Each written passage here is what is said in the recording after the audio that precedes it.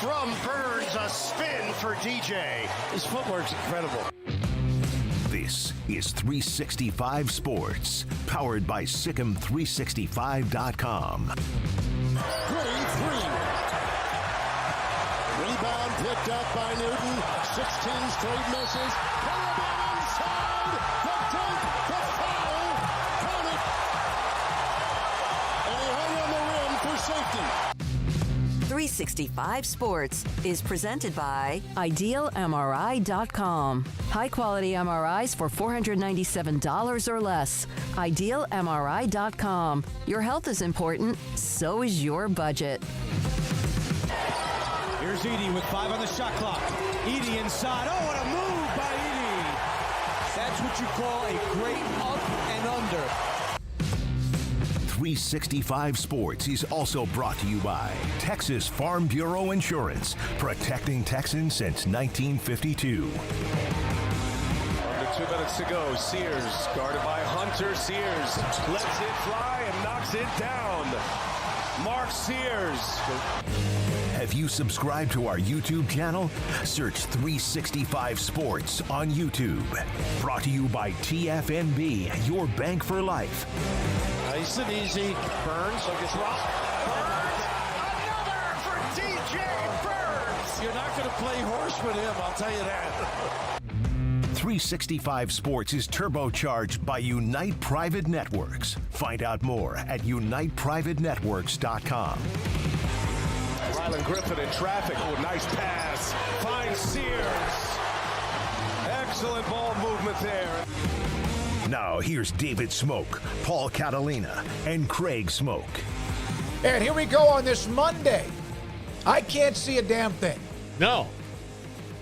But solar eclipse, the total solar eclipse today at about 1:40. Is that what it was? It was 1:38. 1:38 Central Time in Texas. A lot of you might be on the East Mountain or Pacific time zone, but thought we'd open up with this today. Good afternoon. 365 Sports, and a lot of things going on today in college basketball, including the championship game, and that's getting overshadowed a little bit. So, Paul, did you get to see it? I did with these very glasses right here, and I had a great spot in my backyard.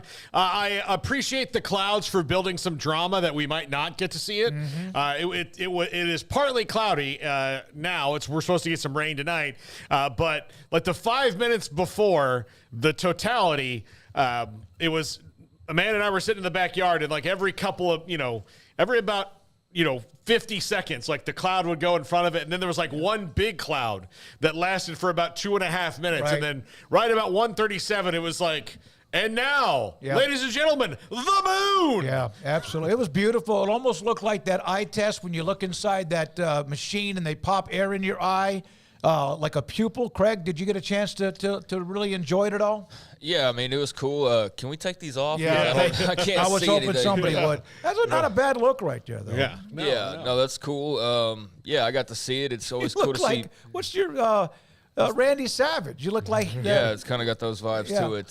Fitting with WrestleMania the last couple nights, but no, it was cool. I mean, there's been a big build-up for it. My mom works in a Chamber of Commerce where this was going to be a big tourist attraction, so it seems like it went off without a hitch, so that's good. Good for all the people around here as well that had something invested in people being in town and all the, I guess, places across the totality area that really hyped this up to be a big thing. And if you saw it, it was worthwhile and a very cool moment for Mother Nature, who's always pretty amazing when she wants to flaunt, what she's got. So, yeah, that was a cool deal earlier today. All right, Emery Winters in the studio. Garrett Ross, did you, Garrett, get to sneak out and get a glimpse? I did. I walked out the front door and got a good view of it. It was cool to see everything in totality. Once it went dark around here, all the people over across at the park by the suspension bridge started going crazy and cheering. So that was a unique experience. Yeah, it was cool, and it does go dark, and then you wonder, next thing you know, there's as much sun as there ever was throughout the entire day. So, Emery,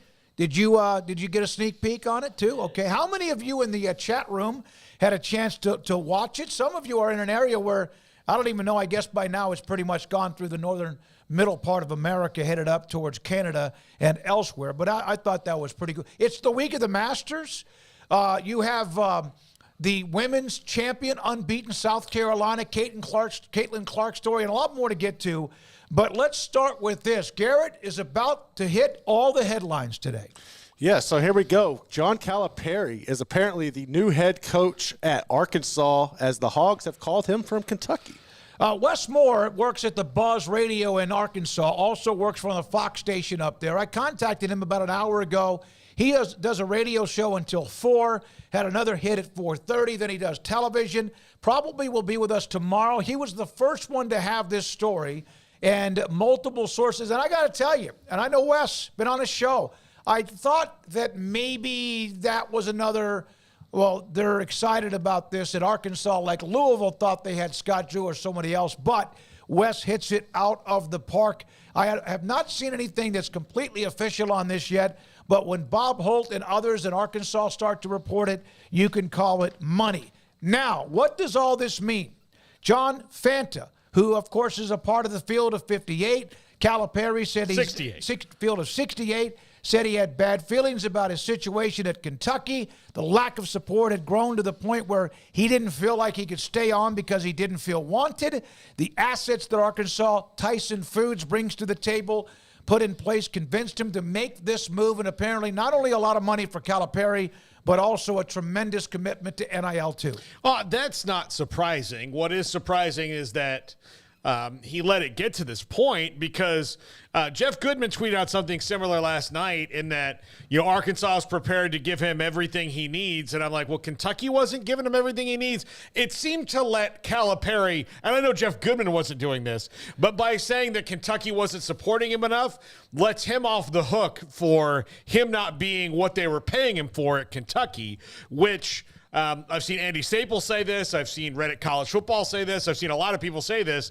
This is either a great move by Arkansas, or this is Arkansas's Jimbo Fisher move, where, they go and get this big name who's got these accomplishments, but he's not really as wanted where he was as maybe he was just a couple years prior to that, and things have changed. So he's a fantastic basketball coach. He's a legendary. He's going to be a Hall of Fame basketball coach for sure. But at the end of the day, he's not really been that great for the last few years. Yeah, I think Arkansas swung a big stick and got themselves a Hall of Fame coach, and can't blame them for trying. So if it fails like A&M and Jimbo Fisher, then that's just the price of doing business and the price of trying to get to the mountaintop and get your program to where you want it to be and where you feel that it should be. But, yeah, it was shocking to see that headline, as much as things just don't seem to really have any unofficial or official rules in college sports these days. This was still one of those where, no matter how many shocking things we tend to see now, whether it's the transfer portal or whatever else, this was still something that just seemingly came kind of out of nowhere and blew people away, myself included. So, yeah, it's a huge hire for Arkansas. A huge amount of investment and huge, risk in it in a way, but not really, because what is your alternative? You lost Eric Musselman. What are you going to go do? You're going to go just hire some dude that kind of gets people excited? So you got the fan base fired up because you went and stole Kentucky's coach. You went and stole the coach from the top program in the country. But, yeah, there are definitely Jimbo Fisher vibes with this. And for Calipari, from his standpoint, okay, I get run out in a year from now, or I go get a brand new deal and I start back from square one, and I don't even have any pressure whatsoever outside of just the natural pressure of being John Calipari and expected to win, because Arkansas is not going to fire me after 1 year. But if I flail again at Kentucky, I'm out of there. So he was good either way. He's going to collect his money either way, and he's already made more money than God at this point in his career. But it was definitely getting a little bit heated there in Lexington. Given the expectations and given the lack of reaching those expectations coming on a few years now. So great timing for him to move on, stay within the conference and stay familiar with everything. He'll be able to take advantage of the transfer portal and have a big backing behind him, as you mentioned there, with the NIL money. So, yeah, leaves a huge job, but you can see why it makes sense to go to Arkansas right now. So once the thing, what happens here? You already started seeing speculation that if Musselman goes to USC, Calipari, Kentucky, to Arkansas, what's next? Here is Jeff Goodman, field of 68.com, his 6 names. Scott Drew, Bruce Pearl, Nate Oates, who just had the great run to the Final Four, Billy Donovan, Sean Miller, Ole Miss's Chris Beard, who's been at Tech, and also, of course, was at Texas and for a cup of coffee at UNLV. Those are some names. Who else on the list? There's a couple of gambling sites that are putting these names at the top. Nate Oates. There's Drew, Pearl, Donovan, same names. Dan Hurley, who's playing for the national title tonight. We'll get to that. Otzelberger at Iowa State. Rick Pitino. Jay Wright, who's retired. Mark Pope at BYU, and also the field of everybody else underneath of those names. Well, Mark Pope is a Kentucky grad. He was on the 96 championship team under Rick Pitino, so he would make some sense there. Billy Donovan was an assistant on that 96 team before he got the Florida job. Or an assistant at Kentucky, maybe at 96 team before he got the Florida job. And he's always kind of been the Kentucky dream, for coming back. But is he going to leave the Bulls to go to Kentucky? That would be, and to go do college basketball again after he hasn't done it in a while. And it's changed drastically since he got there. He's going to be on any list until they find out no, because Kentucky's one of those jobs that could, they did it with Calipari. No, he was at Memphis. Memphis did it with Calipari. But, teams have gone into the NBA and gotten guys out of it in the past, although it's a lot different now. TJ Otzelberger is an interesting one to me because here's an up-and-coming coach. He would be on that second tier to me of, say Kentucky hits the same wall that a lot of big programs have, whether it be football or basketball, where they're like, okay, we want Scott Drew, we want Billy Donovan, and we want Nate Oates, and all those people I'm kind of good where I'm at, and I'm successful where I'm at right now, and the money's about the same. So there's a lot of, I don't really want to dive into that pool. Well, if you go to TJ Otzelberger, he's kind of in the up and coming there at Iowa State. So a guy like that makes a little sense to me. Same like Mark Pope, although he is again an alumni or an alumnus of the university. Look, Dan Hurley leaving UConn to go to Connecticut. I don't know, other than long-term conference stability. I don't know why you'd do that. Yeah, Dan Hurley wouldn't make much sense given he's possibly going to win his second national title in a row tonight. Unless you're just bored in stores. He's favored to, yeah. Yeah, you're sitting there looking at probably a second title, and why pick up and leave for an Arkansas job that's not better than the UConn job, no matter what league you're in. But it is a good job, and that's why it's got a really impressive list of targets. And I'm saying Arkansas, but the Kentucky job's right there with the UConn job. I got that mixed up, but it's the Kentucky job. So when Alabama opened up, there's going to be all the biggest names possible. Obviously with Alabama, you can start to nick one off one by one of Kirby Smart's obviously not going to take this job, and Steve Sarkisian's not going to take this job. But I think for Kentucky, with the exception of guys like that, like a Dan Hurley, where you go he doesn't really need to take that one. They're pretty much wide open to get, you would think, whoever they want to. I haven't seen Shaka Smart's name on here, who I think that they would love to see Kentucky go back to playing that style of basketball. And I don't know. Marquette's a great basketball school. I don't know. Maybe they're scared off by what he did at Texas, which was not anything close to what he was able to do at Marquette. I don't know. But, they're going to have their pick of the litter for the most part. And obviously we'll get into Scott Drew a bit more. I saw him on another list where he was 1-to-1 odds, the very top choice. And I know some of this is just trying to get people to pony up their cash and bet on it. But here he is getting mentioned for another job after just getting talked about earlier this offseason with another big job. So with Louisville. So back to state of Kentucky rumors here for folks in this area. But it's an extremely attractive job, high pressure, but it's the kind of gig like coaching the Lakers or the Cowboys or whatever that's going to be appealing to a lot of people. No question. So those are the names of the various coaches, and there's maybe two or three that aren't listed that could be in the middle of that. Now, one of the things, Ashley Hodge, who's a huge Baylor basketball, not only fan, he's a Baylor alum, but also travels quite a bit with them. He'll join us at 3:30 to give us his insight. He wrote something in the premium section. If you're not a member, you can be. It's a great section of a lot of inside information. He will join us on what he wrote and what he said at around 3:30. Now, let's say tonight, Connecticut and Purdue. These two teams have been on a collision course. Am I right? The way that Gonzaga and Baylor were on a collision course for a couple of years, and now we'll finally get that game tonight. UConn, yet again, another double-digit win. Purdue was way too much for NC State and DJ Burns. This is the game I think everyone wanted, at least if you wanted to talk about the collision course, and we have it going on tonight in Phoenix. Yeah, I'm looking forward to seeing particularly Edie versus Klingon.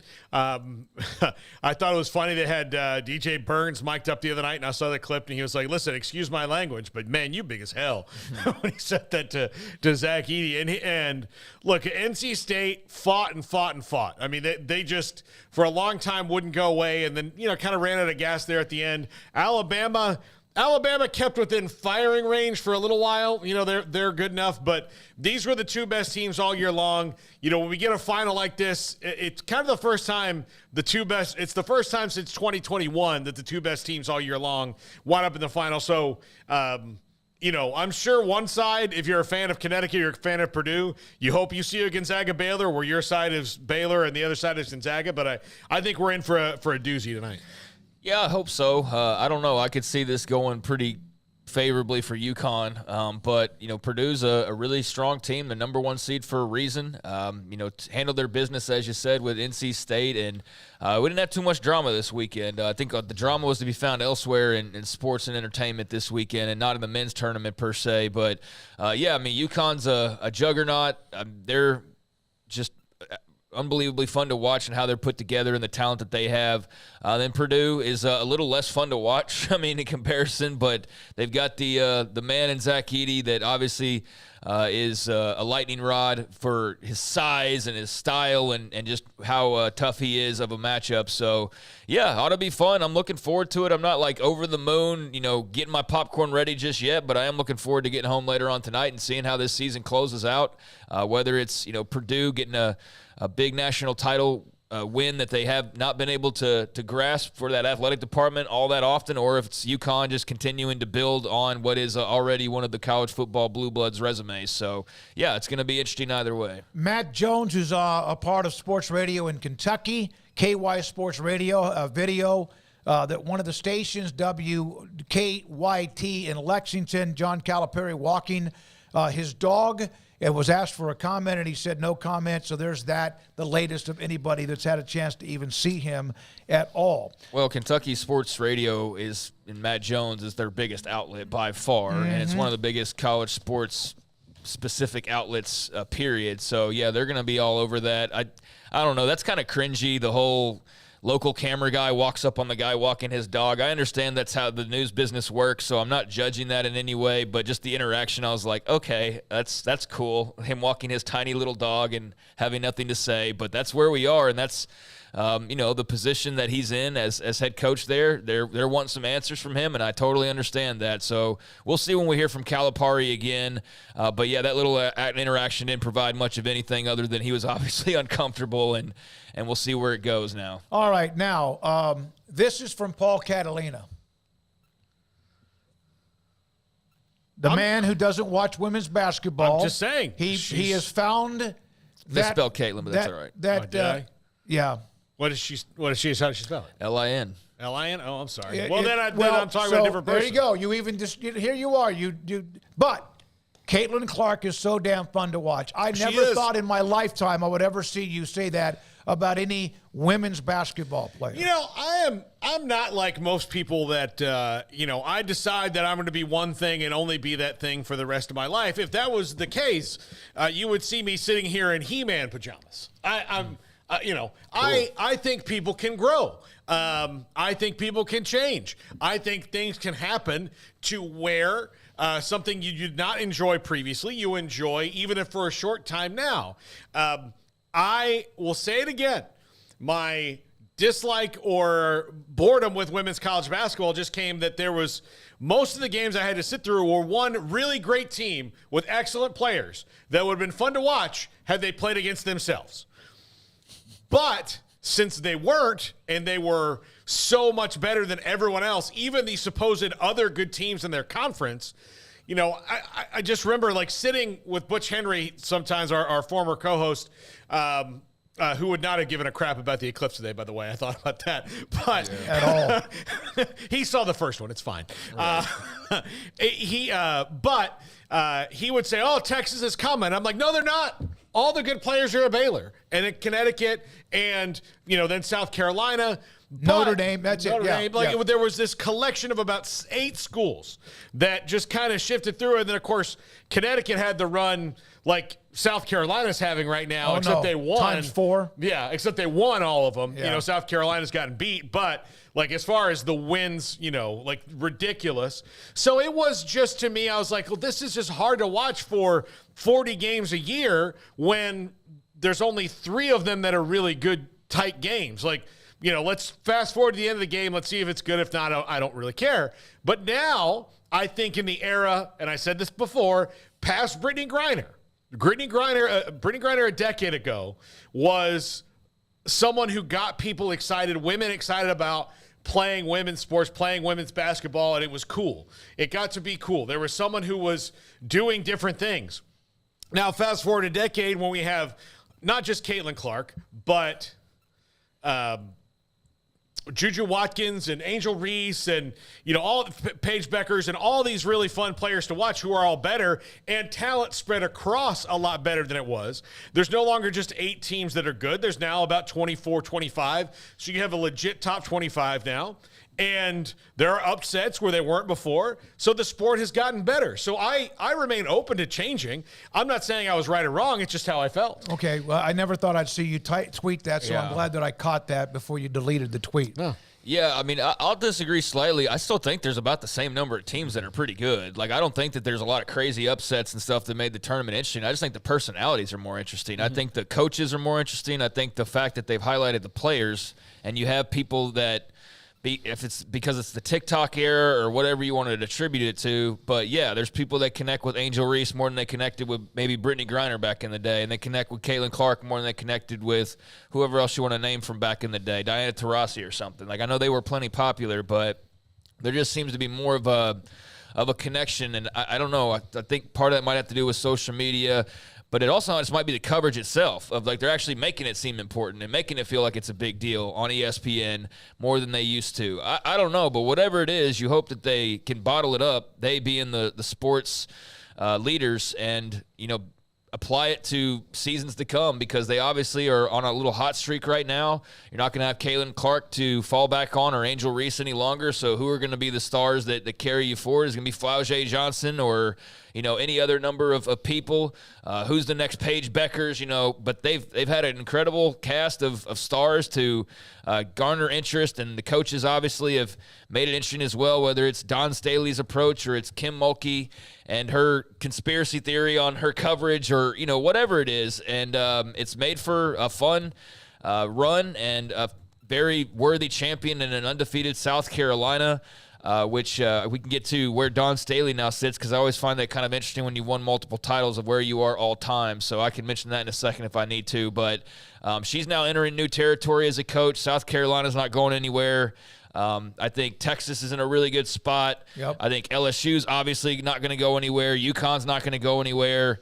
And we'll just see, who can kind of join that and what the new cast of stars is going to look like. But they've got some that are going to carry over. They're going to be losing some big ones, but what a year for women's basketball. And it's not just you say it just because you wish it was true. It's no, it's actually true this year. They got big ratings and big stars and big attention, and I think it's great. All right. Now, one of the things, though, that seems to happen, and it did happen over the weekend, although we'll have a response from Lynette Woodard, the former Kansas great who I covered back when she was at KU and I was at Stephen F. Austin.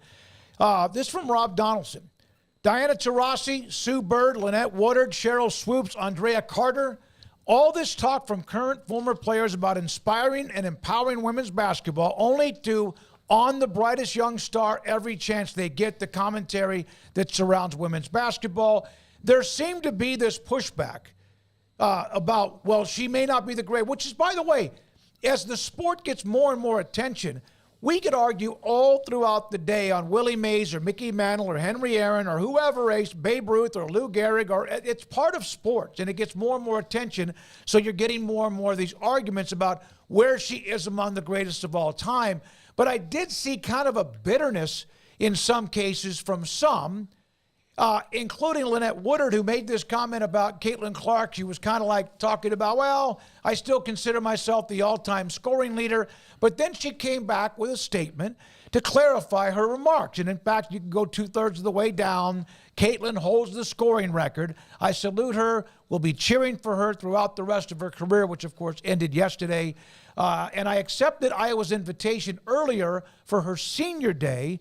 And she was discussing about comparing stats from 40 years ago compared to now, which we do even in all sports, whether it's quarterback yards, passing now compared to others. Well, it does seem to be that one of the things when it comes to women's athletics is you have this, man, we need more coverage, and they're getting it.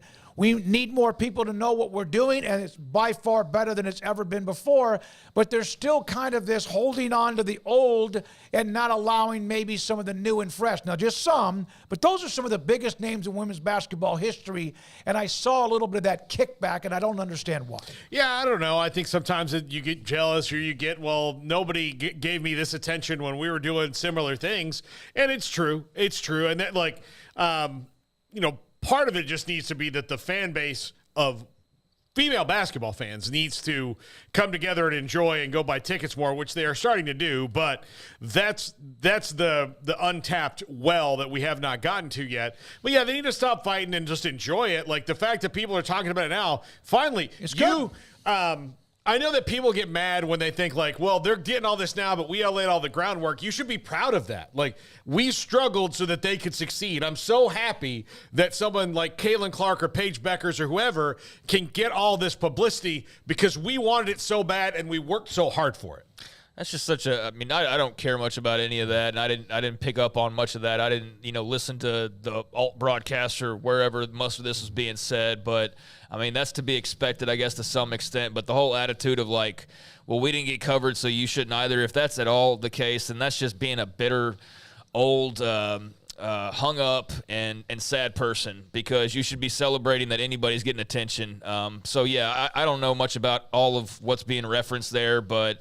If you were Diana Taurasi or whoever else, you should be over the moon that people care and that they actually truly care and might care for longer than just a couple of weeks. But, that's up to the game to extend this. And, I'm still not sold that we're going to be talking about this on a yearly basis as much as we have, because who's to say that Angel Reese and Caitlin Clark can be followed up, and there are more pieces to that puzzle.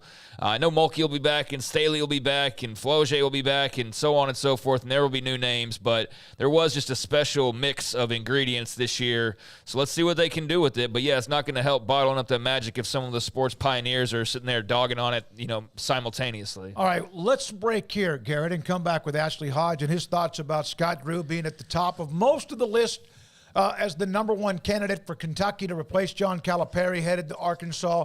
What does Ashley think about this? Now, this has not taken on a new life of its own yet. These are just basically lists that those who cover college basketball or Vegas have put out. The Louisville search, it was as if they embraced that Scott Drew was going to replace Kenny Payne.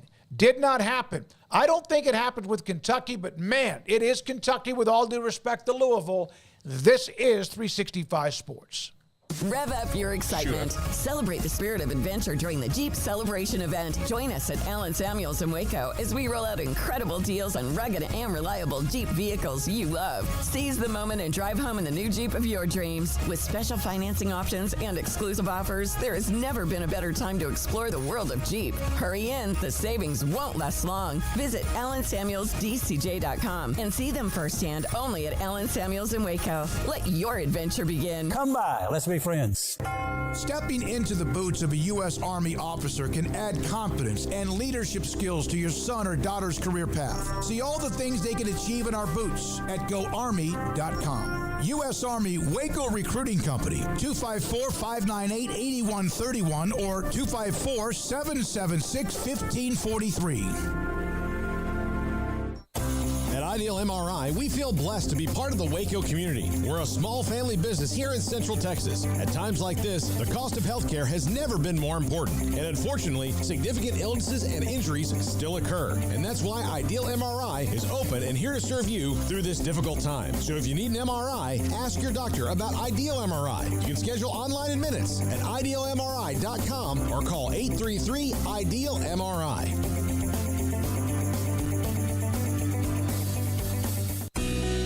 Camille Johnson Realtors guide you seamlessly through the process of buying your dream home or selling your current one. Commercial, farm and ranch, or residential, Camille Johnson Realtors can smoothly and successfully lead you through any transaction. With a team of 28 experienced agents who are excited about serving you, Camille Johnson Realtors services the entire greater Waco area. If you're in the market to buy or sell, contact Camille Johnson Realtors, 104 Midway Center in Woodway, or find them online at www.camillejohnson.com. Camille Johnson Realtors, elegant, charming, warm. Welcome home.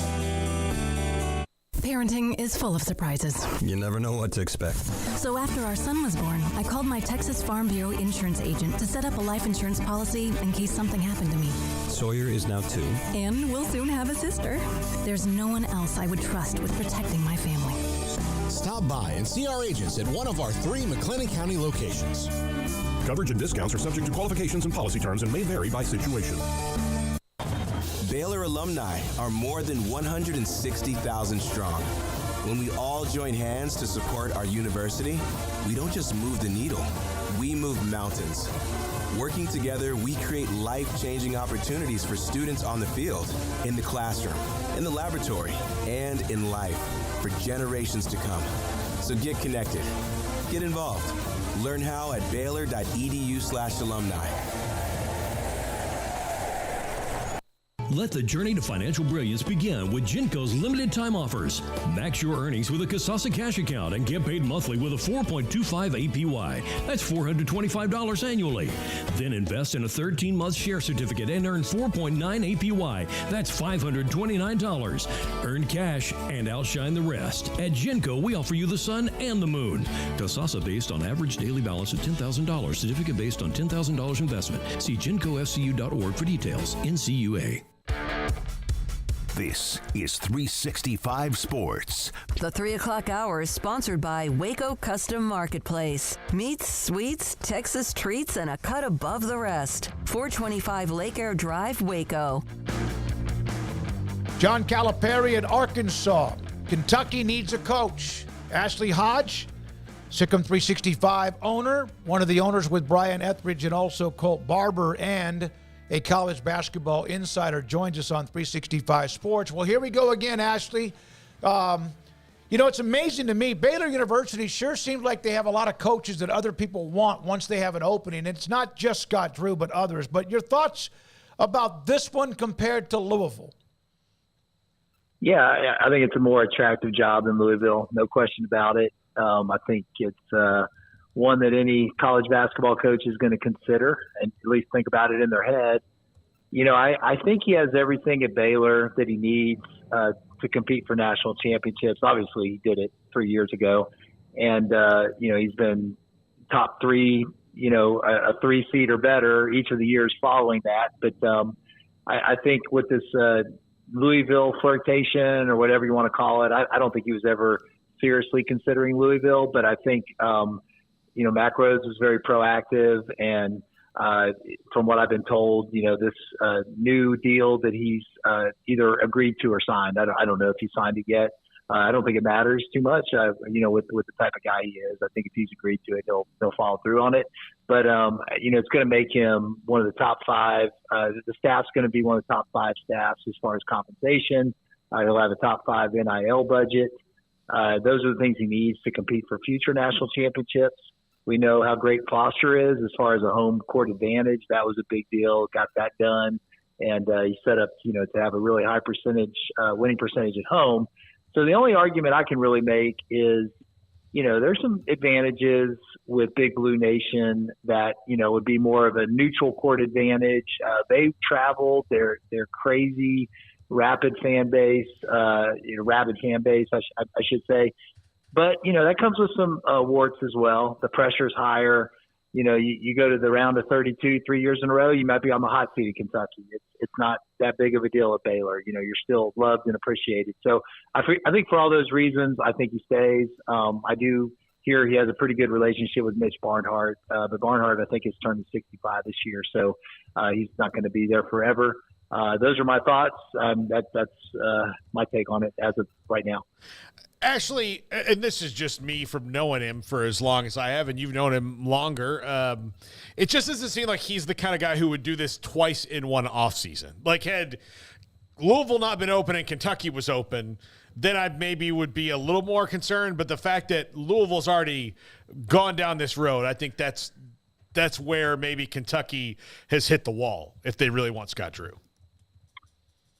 Yeah, maybe. I think that the timing's probably fortunate for Baylor. If I'm being totally honest, I think if the Kentucky job had come open first, then I would be a little bit more concerned. But I do think that, since his agent did a good job of lobbying for the things that he wanted going forward, and those were agreed to, I think Baylor's done everything they possibly can to show him he's loved and appreciated and keep him happy.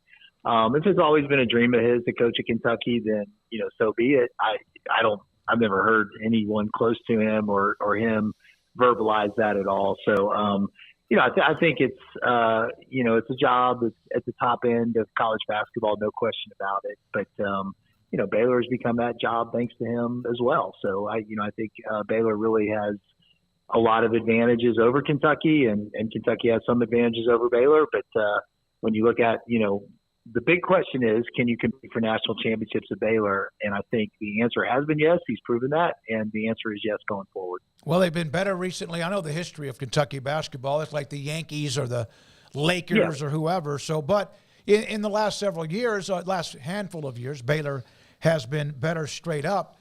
What does it say? Every time, Louisville was a once blue blood, and they have their history too. Scott Drew's name pops up. Indiana, Scott Drew's name pops up. You name a program, Scott Drew.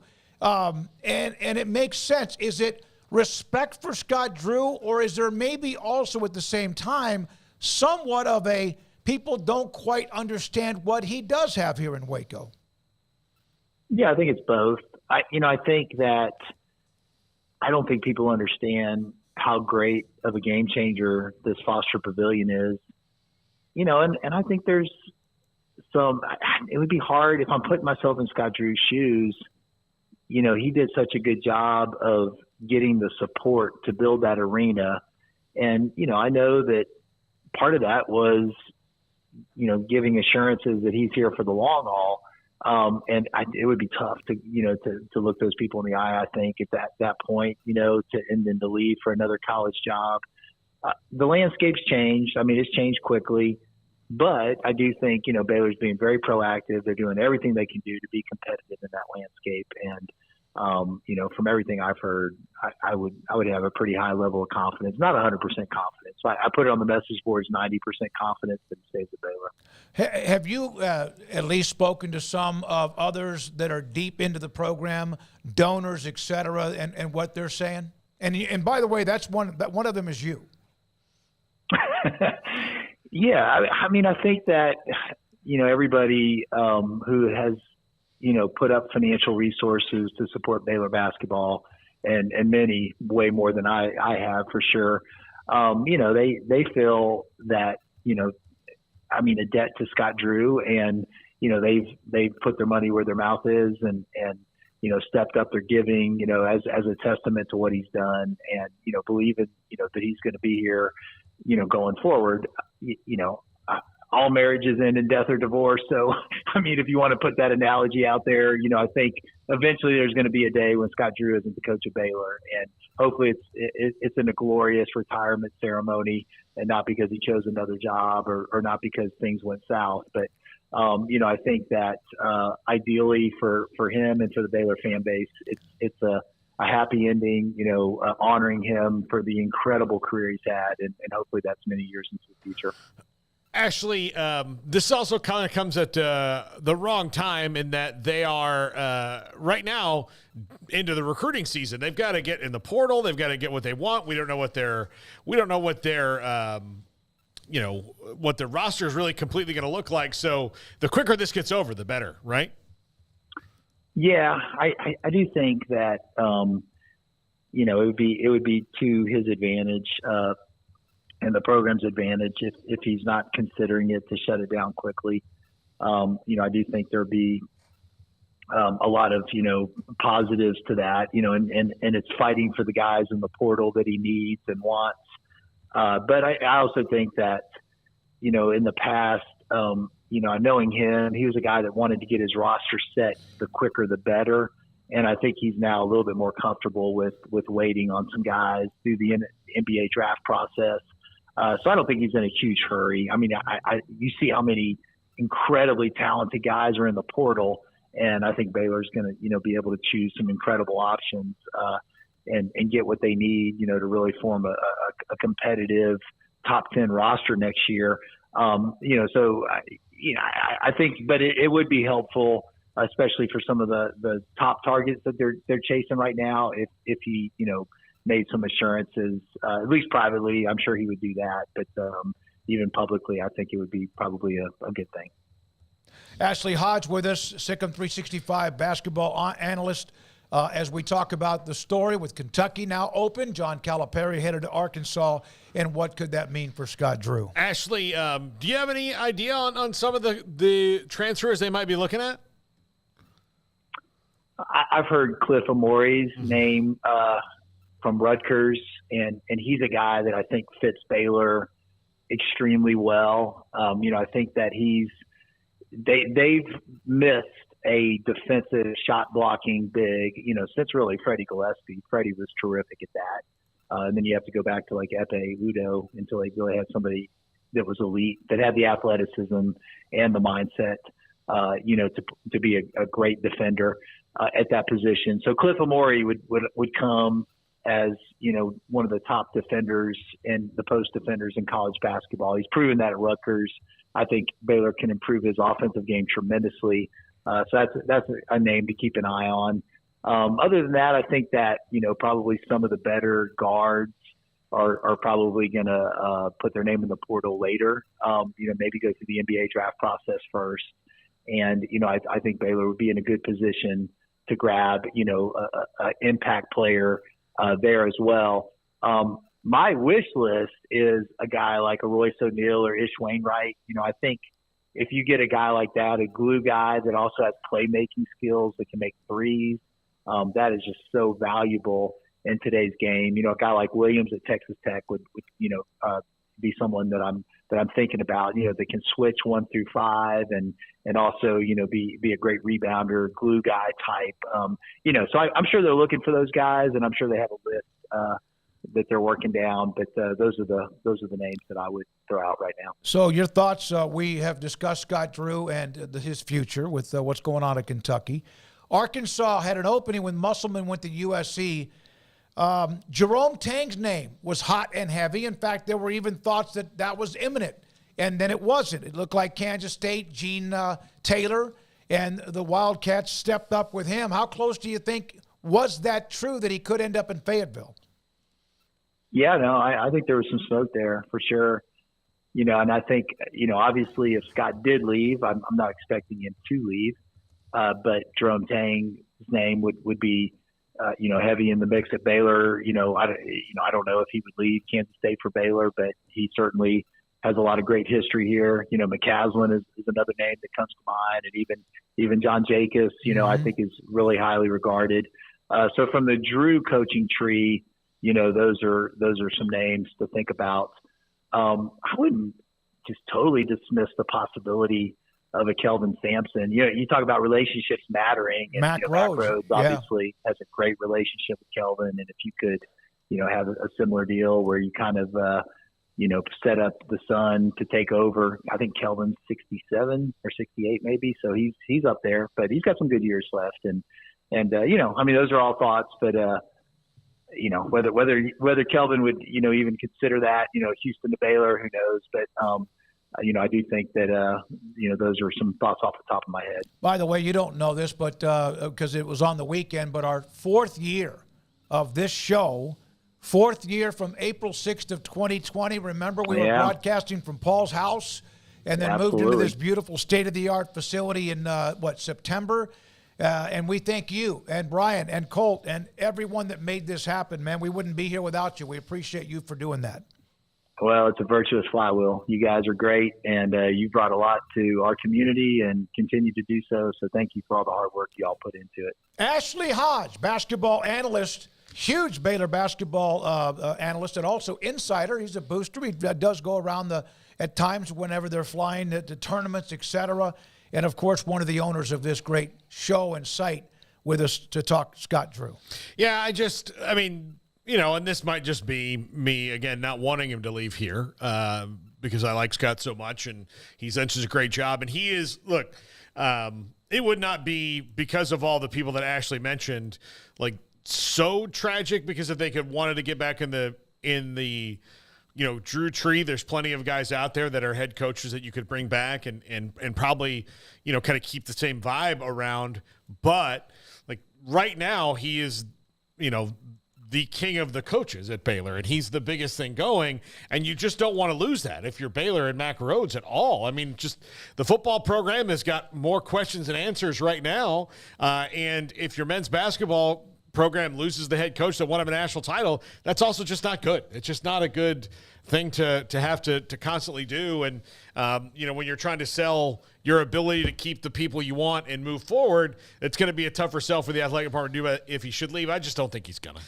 Yeah, I mean, I have a few different kind of thoughts that hit my mind when thinking about this. I don't want to see Scott Drew go anywhere. I think he's a tremendous man. I think he's an excellent coach, and I think he's got more to do here, despite having pretty much done everything here already. I mean, won a national title, won a conference title, haven't won a Big 12 tournament. That's always been kind of a thorn in their side, but that's nitpicking. Have put guys in the pros on a regular basis, lottery picks.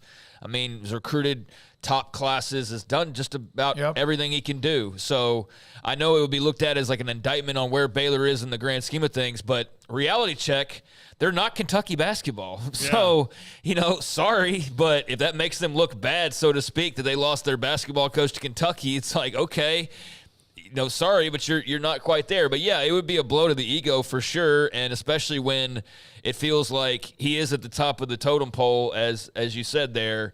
When it comes to the coaches on campus right now, he's that beacon. He's that guy where it all kind of starts, and so that would be tough to see him go, but it would also be understandable. I think the Louisville one's a little bit harder to wrap your head around, and Louisville-Kentucky is quite the rivalry, so I'm sure Louisville fans won't like this, but it's not Kentucky, historically. So it is a bit more of a threat in that regard. You have the SEC aspect of this as well, whereas Louisville's in the ACC. Like, the odds are as much that they're going to be in the Big 12 soon as they are that they're still going to be in the ACC in some ways. We know Kentucky's going to be in the SEC, and we know they're going to have all the money and a lot of the eyeballs and all that stuff. So it's easy to see where this is a tough decision potentially for Scott Drew.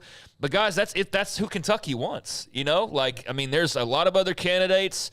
I've seen plenty of their fans who would not be happy if Scott Drew was the hire to replace John Calipari. Plenty of others would be, but I don't know where Kentucky's leadership is, and that's what we're all wondering, obviously. And all you can do is just bank on it being the biggest and brightest names, and Scott Drew is certainly one of those. And if there are Kentucky fans watching, hoping to brew in our tears or something, I'm going to tell you right now, no matter what happens with this process, if he stays at Baylor, if he goes to Kentucky, I'm going to wish him well, but I'm not going to freak out over this until a decision's made, because I'm sorry, but I am just too old at this point to be sitting there worrying about these coaching decisions 24/7, 365.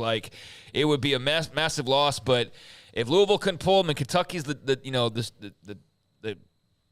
one that lets it rip, then so be it. And you go and you hire a great basketball coach and you move on. But, it's unfortunate that you thought you kind of got over one side of the hill, and now here we are again, and it's more speculation about where Scott Drew might go. Well, he's beloved, no question here, because of what he did, where he was, what Baylor was when he arrived, and what he's done ever since. Yeah, there's disappointment the last 3 years, not even out of the first weekend, but, man, that natty in 2021 gave you a lot of collateral.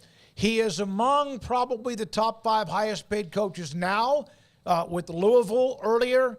And he is something special, no question. Craig, you said that very, very well. I don't see him leaving.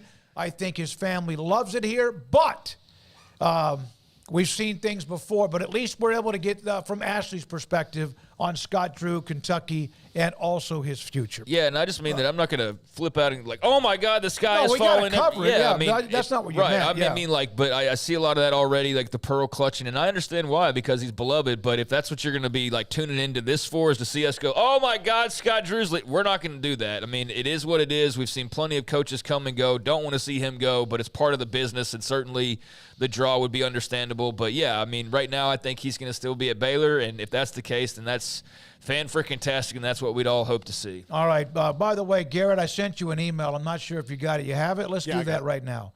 So how about this number, boys and girls? $18.7 million. That might actually get closer to $19 million. The most watched women's basketball, college basketball game ever on record since 1992. At one point, peaked at $24 million. Nicole Arbach, among others that cover sports media, with that particular number. I wondered whether or not, because of how much of the collision course and a year ago with LSU, Angel Reese, Caitlin Clark, and Iowa in the rematch, how much more it would go above that when you have an undefeated team who's now trying to win their 3rd national title in 4 years or whatever it might be, and Caitlin Clark in the final again.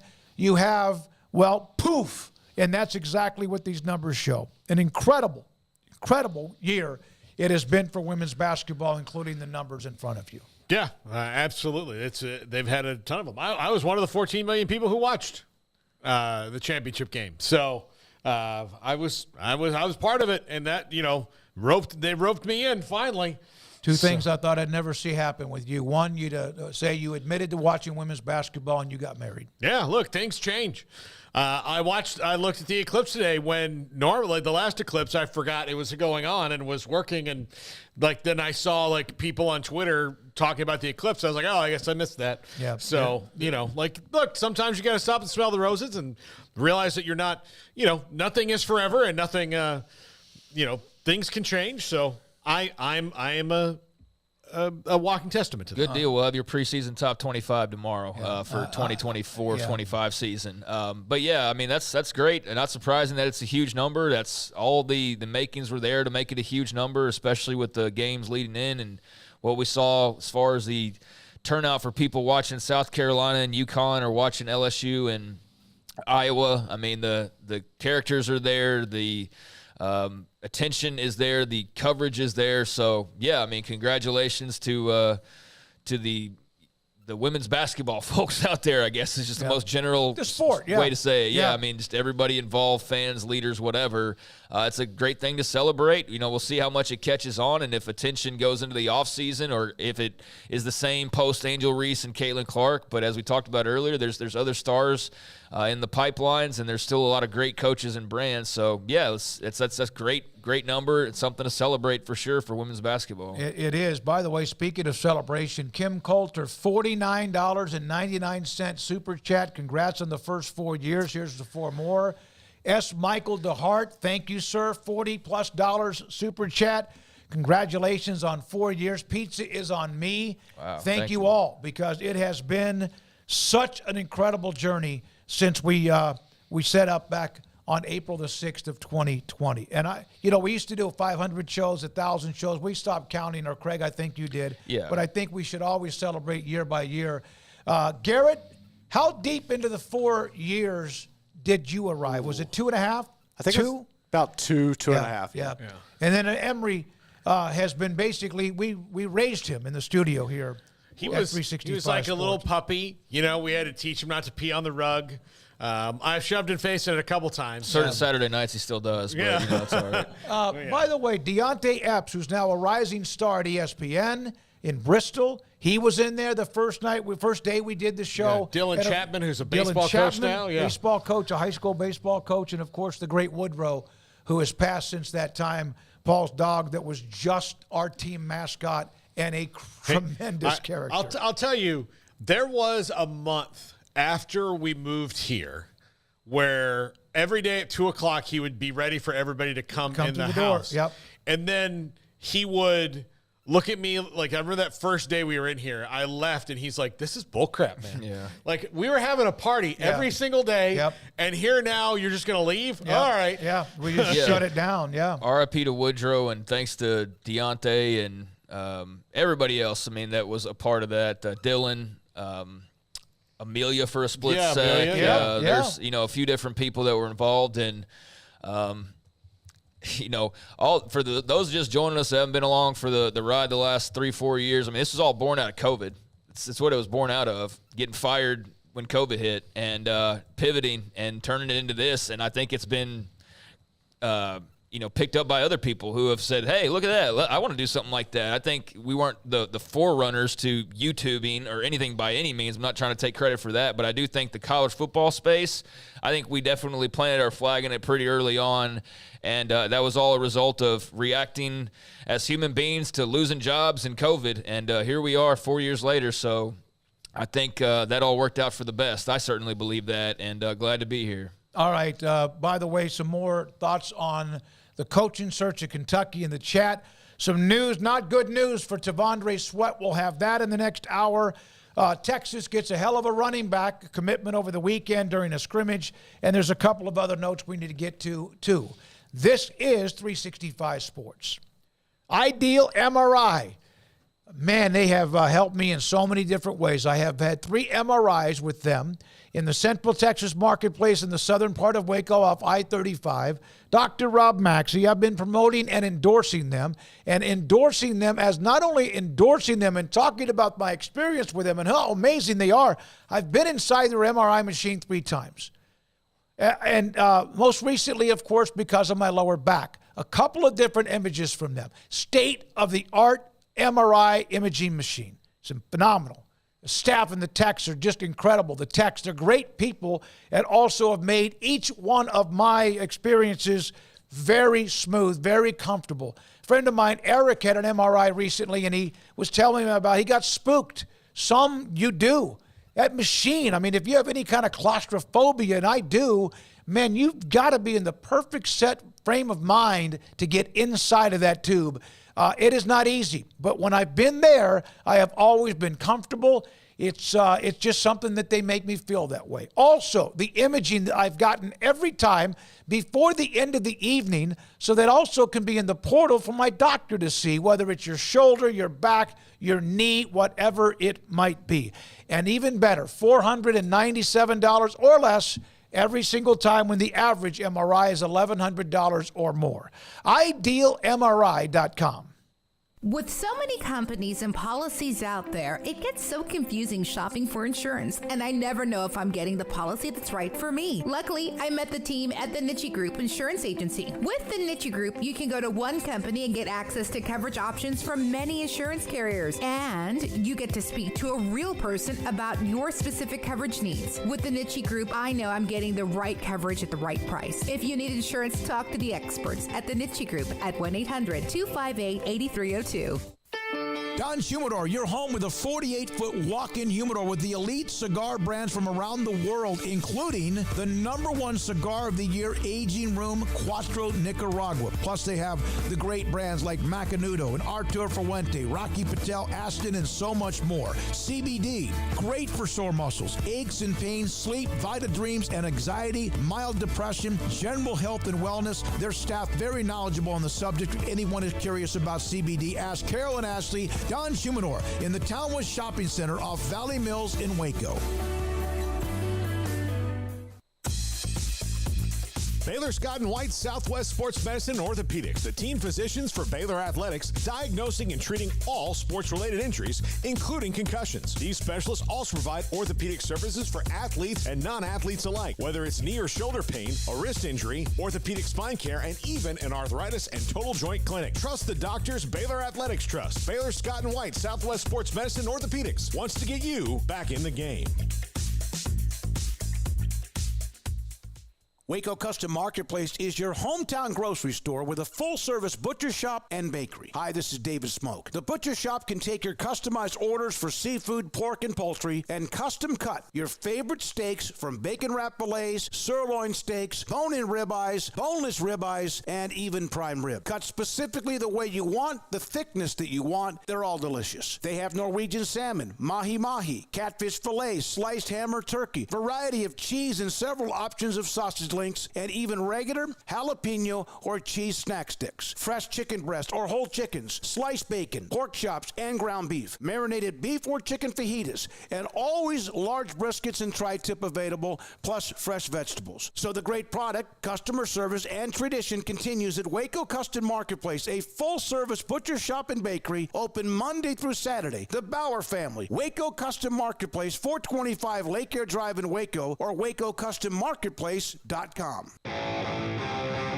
This is 365 Sports. Text us at 254-339-1122. The text line is sponsored by Riverbend's Liquor and Wine, with the most extensive variety of craft beer in Waco. A hidden gem on Lakeshore Drive and 19th Street. By the way, the opening segment every day now brought to you by SeatGeek. You can find your tickets to a game, best prices available, best opportunities available, best options available. They open up with our Smokestack, the group of stories that we'll have most every day to open up this show. Yeah, I didn't roll it out today because we didn't have the graphics ready. So, but yes, it'll be the Smokestack brought to you by SeatGeek. I also have to get the open ready, but I'm very excited about it. And not as excited as I was because I said it first. So we call it the Smokestack. Oh, now half of it's over there. Yeah, here. Okay, all this stuff. So because Smokey has a stack of papers, and we have to credit that name to Garrett Ross, who came up with it. So. I appreciate that, Garrett. Your New York Mets cap. Yes. A little bit of a different look for you today. Had to go for it. All right. Now, this is not good news for Devondre Sweat. This from Dane Brugler, a very good NFL draft insider. Devondre Sweat was arrested over the weekend for a DUI. According to a team source, Sweat has been upfront with NFL teams about his partying as an underclassman, and made it a point of emphasis in interviews that it was all in the past. Obviously, yesterday's incident, 3 weeks from the draft, won't help answer any concerns with teams. I'm trying to, are jokes valid here? I guess nobody got hurt. I was just going to say they seem SEC ready now, Texas. I mean, just with the number of car situations there seemingly has been in the SEC, and I'm not making light of anything, but that's obviously not a good thing to see when you're this close to the NFL draft, and wasn't aware of any of the talk behind the scenes that that was an issue. That's what those NFL teams go and do, though. They find every thing about you, every possible negative, every positive, everything about you. They're gonna somehow or another find out through somebody, if not you yourself. And so, I mean, they clearly touched on that, and to see this is not a good sign that he's, getting into trouble on this type of a level. Just very fortunate, in all seriousness, that nobody got hurt, because that's always the realistic possibility. I look at that 4:40 in the morning. I mean, obviously you liquored up. Can't say I've always made the smartest decisions in the world, but thank God I'm way past that age group of thinking that stuff like that could even possibly fly. So, again, just like a lot of these stories that we seem to get nowadays, just glad that it's not worse, because we have seen worse in some cases, whether it was Henry Ruggs or the Georgia story. Obviously was a tough one as well. So, or the one we just saw, a week last ago. Week, but nobody died in that. Is right. I like the other two, but I mean there was that one as well. It's not a good look, and hopefully, he's able to get any demons that he possibly has. If this is like a recurring issue and there's something more to that than just being a young kid partying, I hope they're able to identify and grab onto that and correct that early on, rather than him continuing to go down a potentially problematic path. And so this is a wake-up call. And whether or not he treats it as such will be up to Devondre Sweat. But he's a great football player, obviously. That'll take him only so far. But the off the field is very important at the next level, as well as we've seen with countless guys over the years. So, yeah, that's good to only be what it was. Unless you're driving to Frisco for the Big 12 Combine, or you're headed to the airport because you don't want to spend the night up at DFW area or the Southwest at Love. Nothing good happens when you're driving around at 4:40. 4:40, yeah, man. Like that was me. Like borderline, is my alarm going off to go to Big 12? What was it? NFL? What was it? The combine. The combine. Yeah. Pro day. I was sitting there, like, it's 4:40. I got to get up in a second. That's about when I'm going to be up, or I'm going to bed at 4:40 because it's like, oh, it's getting a little bit late now for me. I mean, everybody else has been asleep for like 5 hours. Yeah, you're a night owl. I'm very much. You write a lot and look at it a lot. You're always doing something very early. Never changed either. People, like, I've always been a night owl. Always will be a night owl. So yeah, sometimes that's just me going to sleep. But yeah, getting in my car after drinking at this stage, that's very much a college age decision and one that is a bad decision, obviously. Look, I can tell you this, that my parents and nobody when I was in college would have been mad if my friends and I had an Uber account that they were paying for, or one that like we were, but we didn't have Uber. Like you had straight up taxi. You had to literally call a taxi from a payphone, and it's not like click, click, click. Here it is, and then stand out there and be like, "Yeah, it's me," and remember that you called a taxi for one. Couldn't track those bad boys. Yeah, you couldn't Good track luck that it shows up, and it takes a lot longer than it does now. You don't even let me see if I can do it now. Hey Siri, open Uber. That's all I have to do. It didn't do it. It's about to. Oh, you have the Face ID. There Look you go. Look at that. Yeah. It just did it. Well, what if you're slurring your words? Oh, I mean, we'll see. I mean, Siri. She knows. She's been around me enough. She's with me Paul's all had the a time. few drinks. Hey, Paul. Yeah.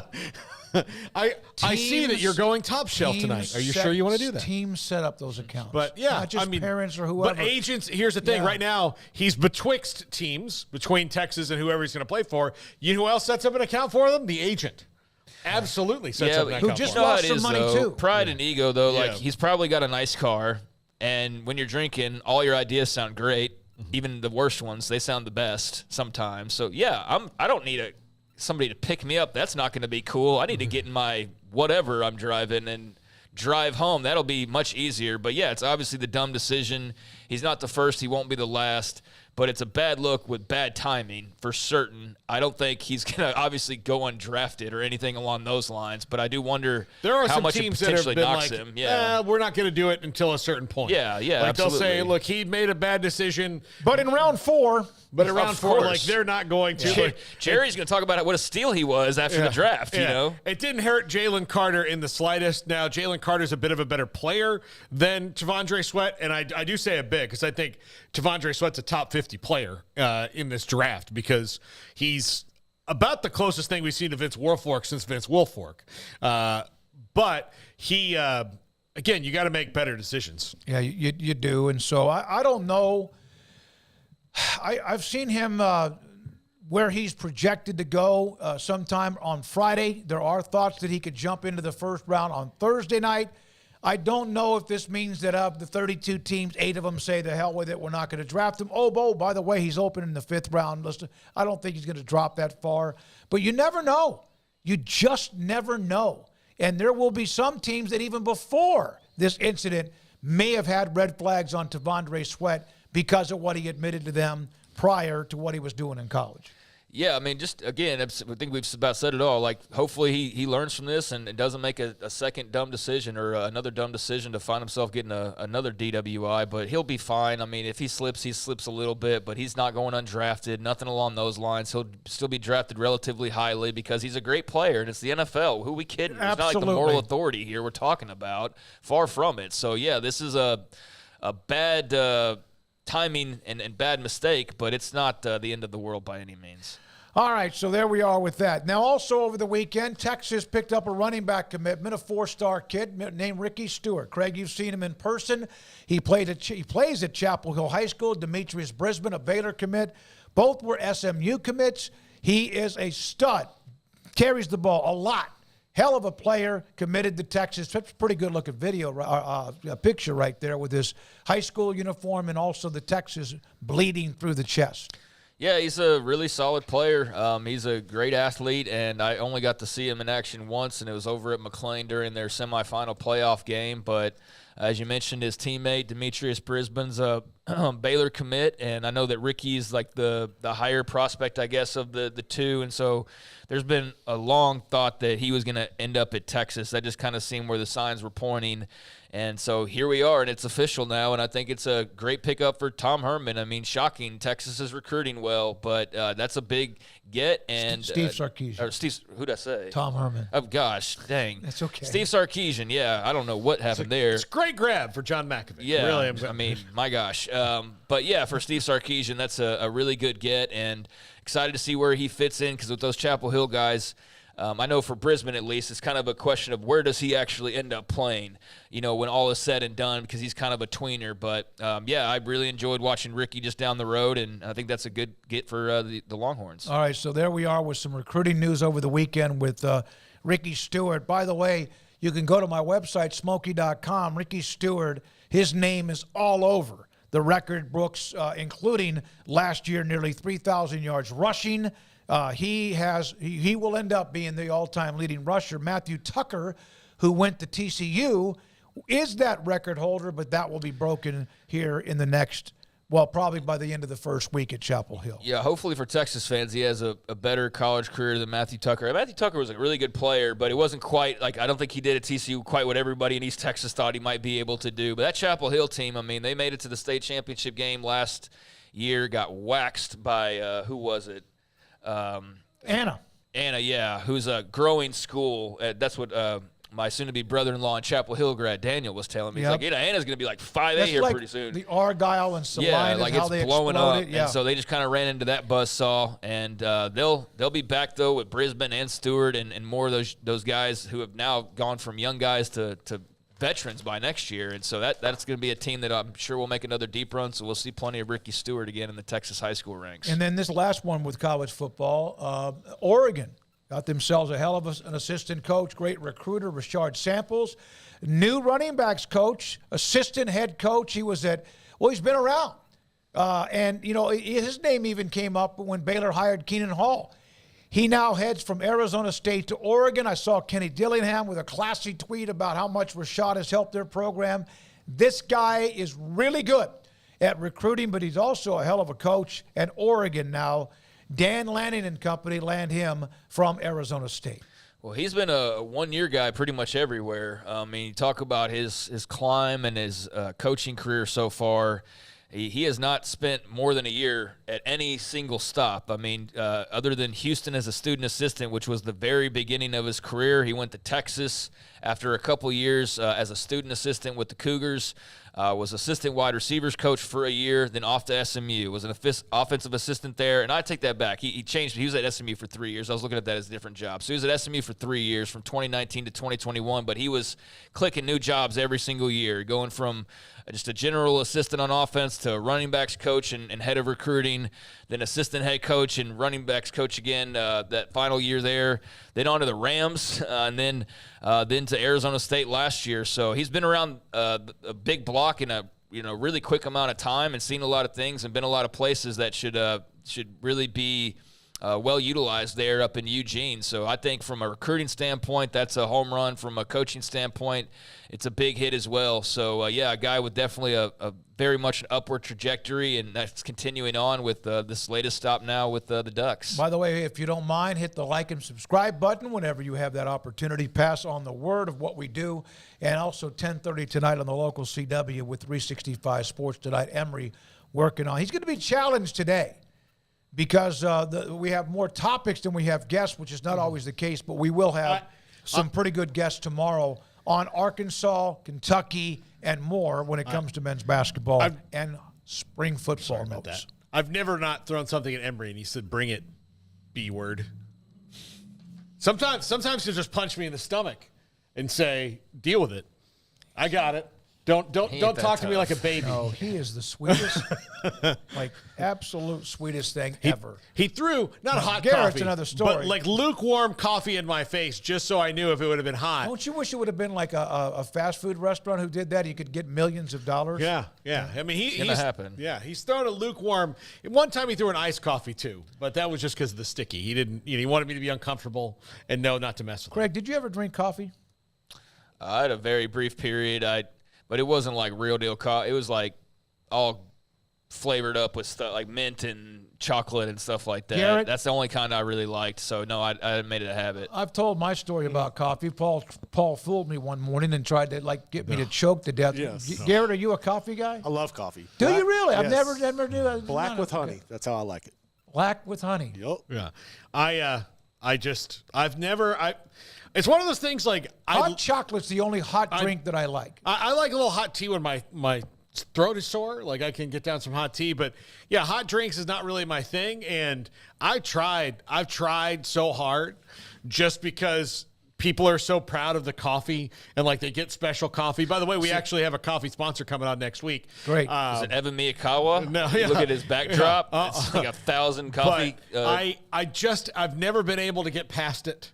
So well, we're in Albuquerque. Last time I'll tell this, and if I start telling this again, just tell me to stop. But we were in Albuquerque, Baylor, in the regional first weekend, and we're doing this show at a hotel, the team hotel. In the lobby, I went to the bathroom. Paul and I were hosting the show from the lobby, and all of a sudden I walk up. There's a cup. It's cold, chilly, so I'm thinking it's hot chocolate.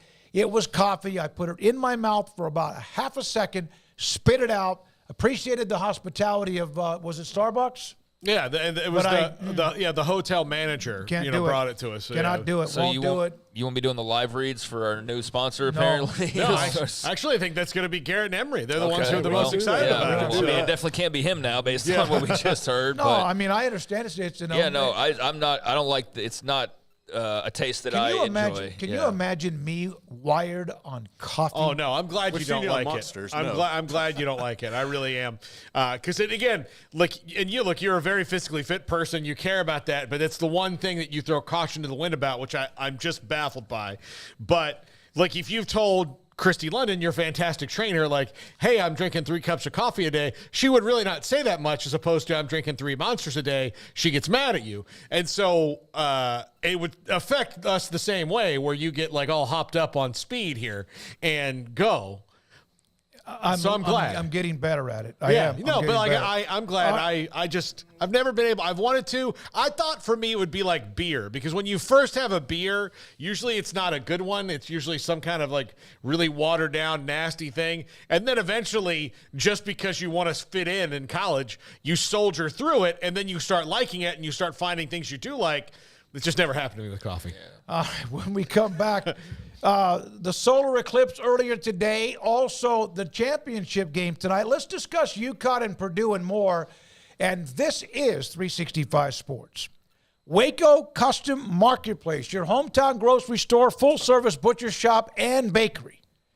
And when I say butcher shop, they have what you need from pork and poultry, seafood, and also beef. If you want hamburger patties, you want ground hamburger meat, you have it. You want bacon, they have it. You want sausage, they have it. If you want lobster tail, shrimp, what you need, mahi, and even catfish, all of the above, they have it, plus tri-tip, prime rib, and more. And of course, it's that time of the year, live crawfish. 30-pound sacks of live crawfish, bags of live crawfish for $4.99 a pound.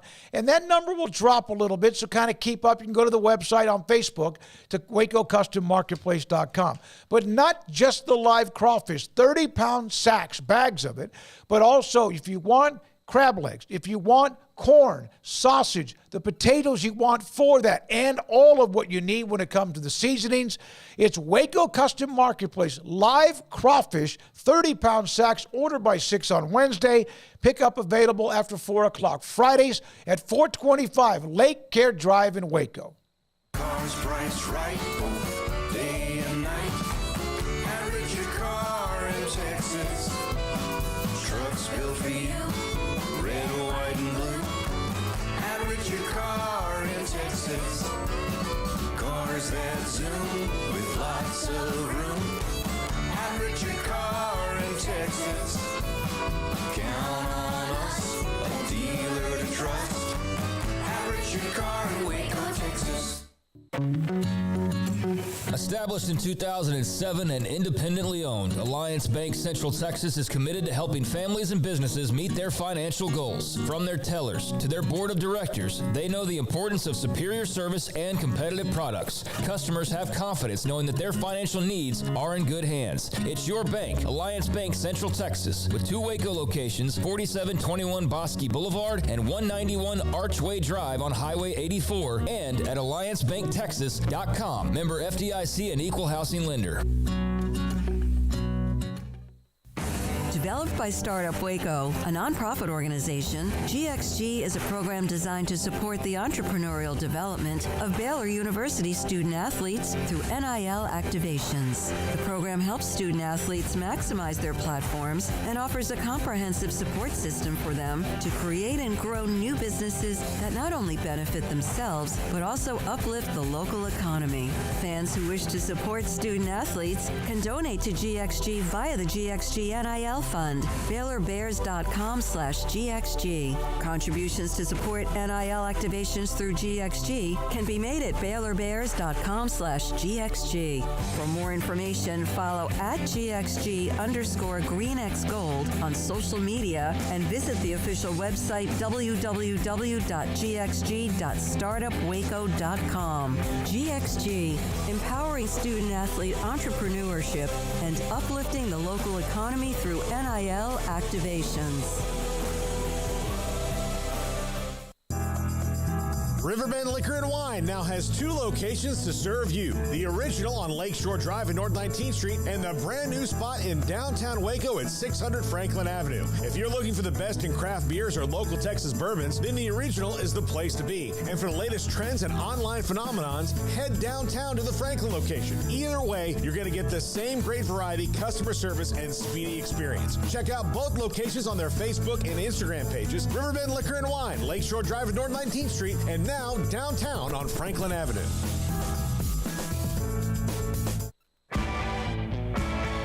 This is 365 Sports, powered by Sikkim365.com. The 4 o'clock hour is sponsored by Boozer's Jewelers, the wedding ring store, specializing in custom jewelry and repair, all in-house. Now, here's David Smoak, Paul Catalina, and Craig Smoak.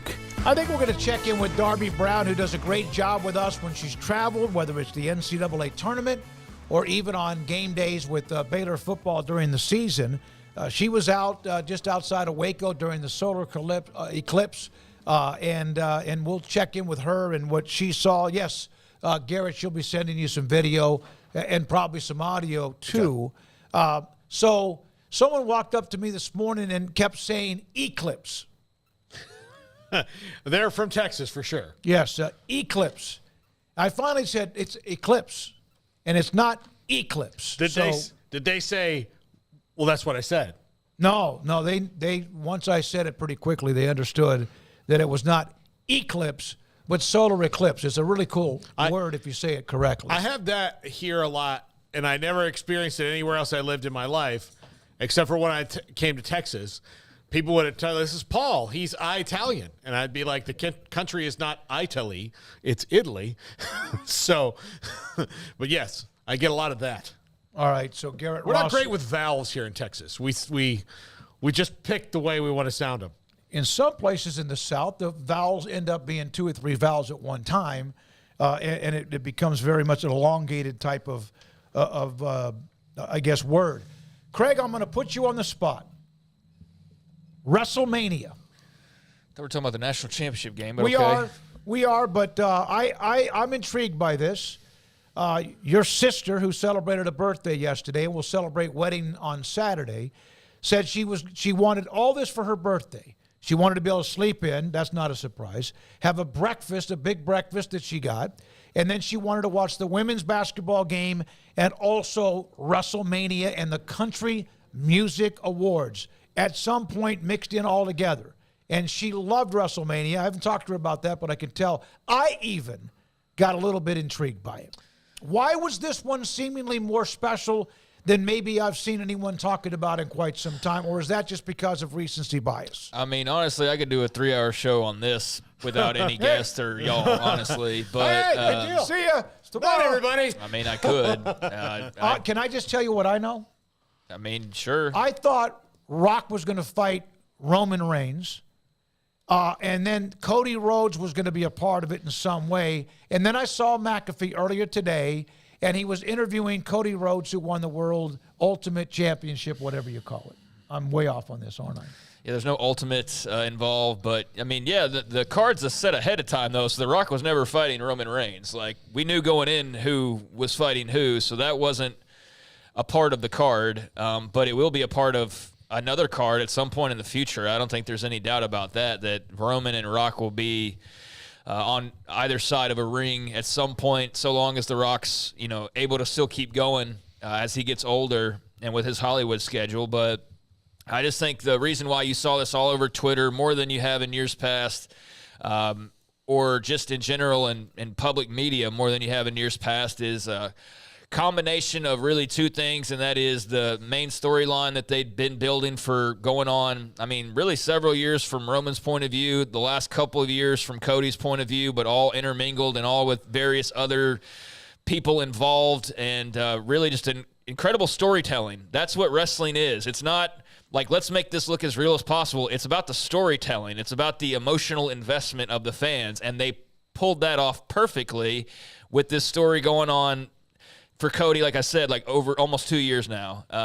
And so you add in the Roman side of it, and he's the biggest star that there's been since The Rock and Stone Cold, and those are John Cena, I should say, since John Cena.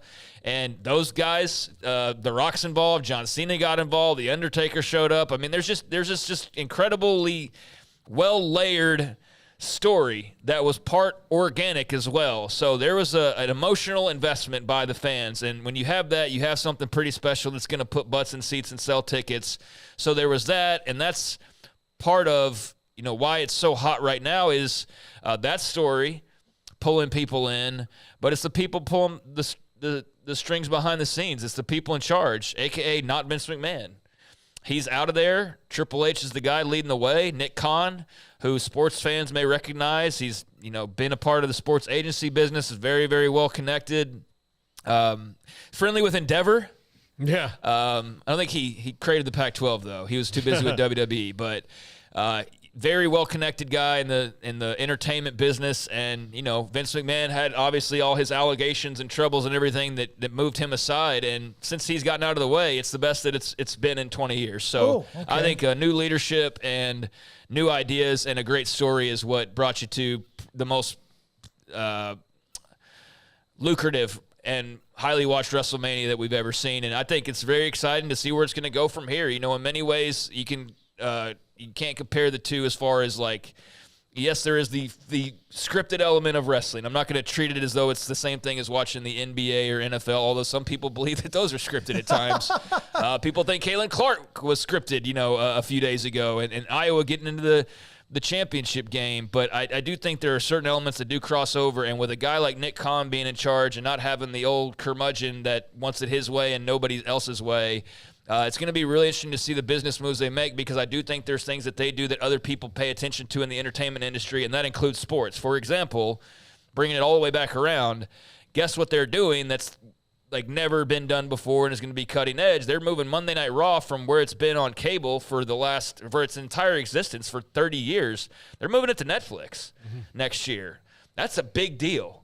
That's a big-ass deal, and that's going to be very interesting to see how all of that works, because it could be the lead into, there's also the Jake Paul fight that's on Netflix against Mike Tyson, that exhibition match that's going to be on Netflix. So for all of Netflix saying that it wasn't going to get involved, they've got those two, one's a one-off event, and then Raw will obviously be a weekly thing all year. But that is how it's interesting, and I think in this world that we live in here, is that could be the future of college football, or any other sport for that matter, is watching it on Netflix as opposed to ABC or whatever. So I think that's where WWE's crossover into the sports world, and there's many other ways that it does, but I think that's the most interesting thing right now. All right, The Undertaker was in the ring for the first it's time great. ever I mean, with The Rock? for all the build-up, like I'm somebody who obviously pays much closer attention, but if you're a casual fan, you popped multiple times.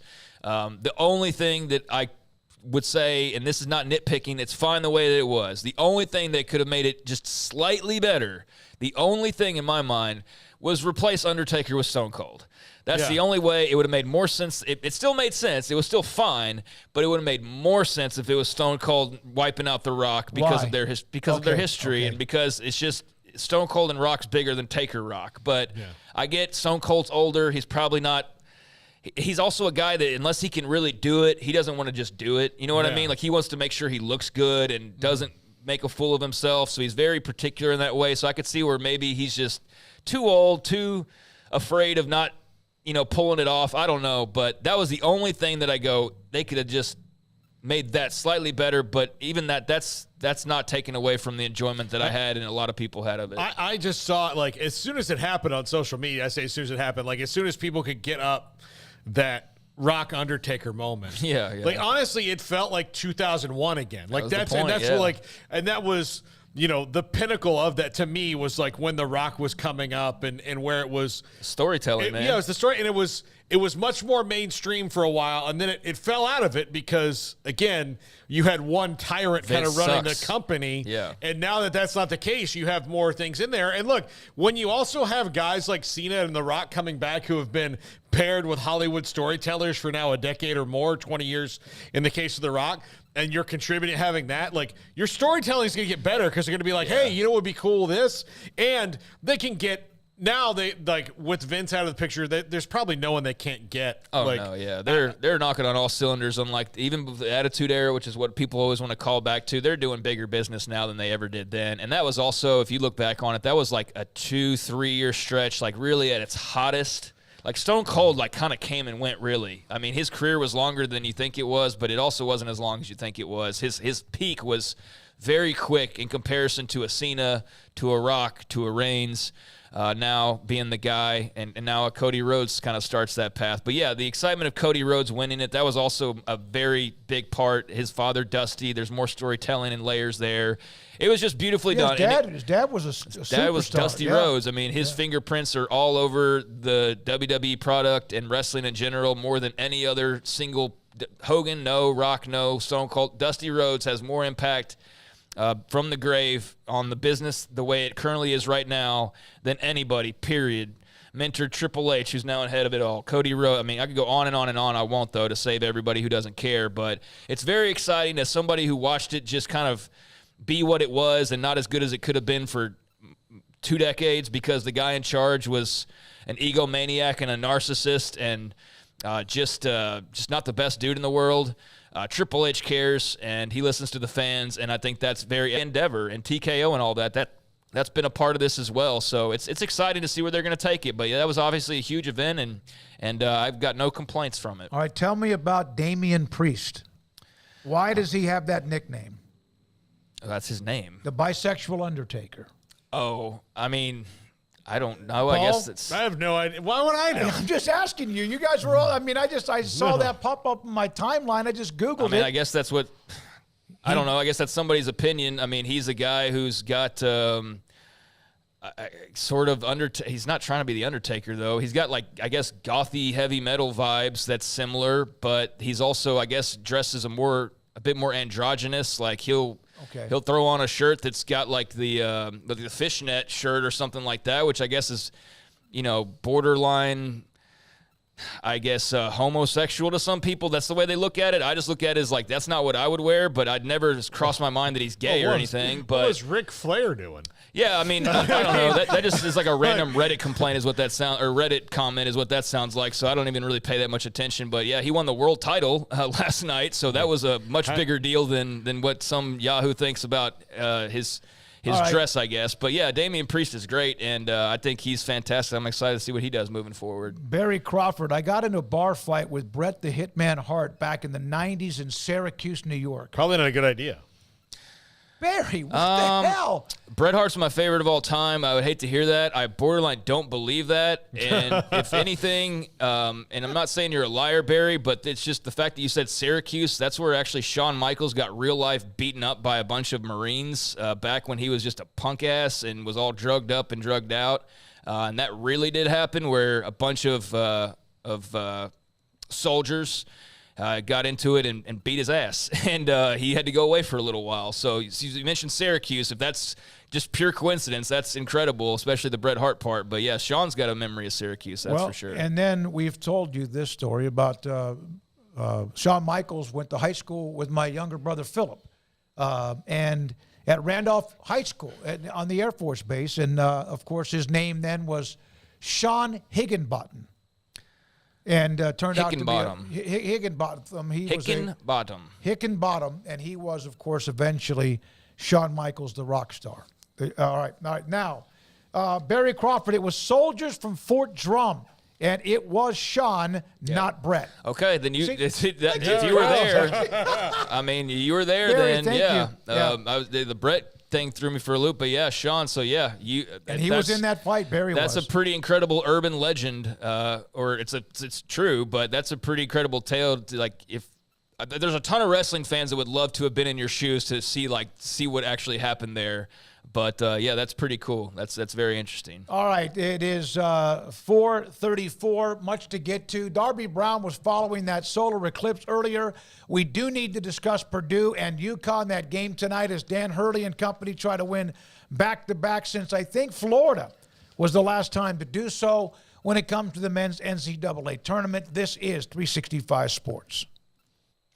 Richard Carr, Buick GMC Cadillac, they just had some great deals for you over at Richard Carr the past month with March Mania going on, the madness of March and the basketball tournament now coming to a close tonight. But the fun never stops over at Richard Carr. They've still got a lot of great deals going on and a lot of great vehicles for you to find yourself in, with that award-winning customer service, of course, always in tow as well. And right now, they're going from the madness of March to celebrating Eclipse month with rarely seen savings, much like the Eclipse, all month during the Eclipse sales event. Right now, you can save $11,000 on a GMC Sierra ATX 4x4 Sierra. Qualified buyers can also get 1.9% financing for 72 months on the GMC Sierra ATX 4x4 Sierra. And speaking of military, those guys at Syracuse that beat up Shawn Michaels in real life, they and other military and first responders, well, they would have been eligible for an additional $500 off. So military and first responders can save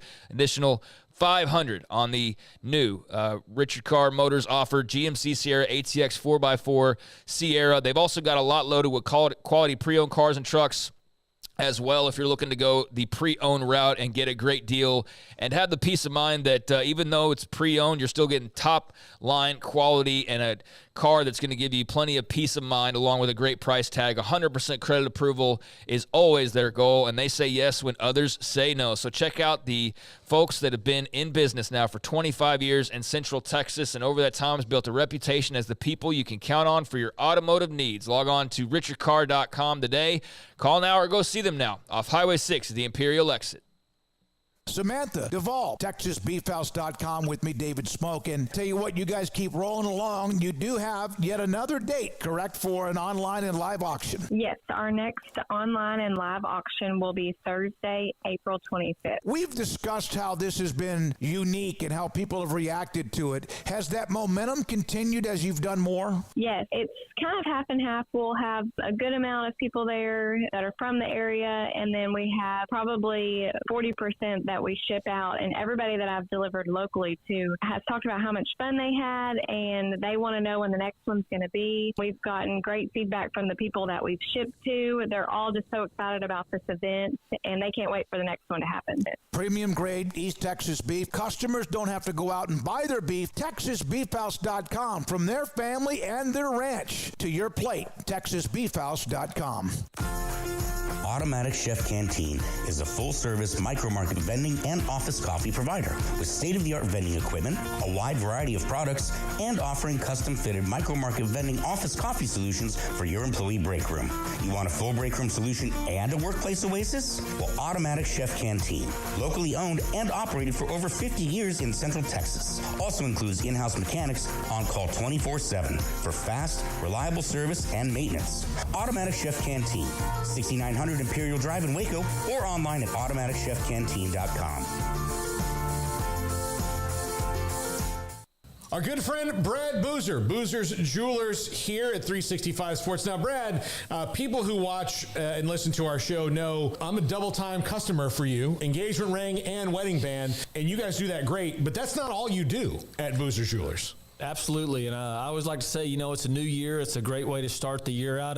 Go through your old jewelry. Go through your wife's jewelry box. Go through anything you're maybe not wearing, something that's broken, something that you're not using. We do a massive amount of custom work. We can take your old jewelry, old diamonds, old watches, and we can convert it into something special for you and make a one-of-a-kind piece of jewelry. And if that's not something you're interested in, a great thing is we can turn that into cash. So we buy gold, we buy diamonds, we'll buy Rolex watches, any kind of heirloom jewelry, anything that's maybe passed down to you.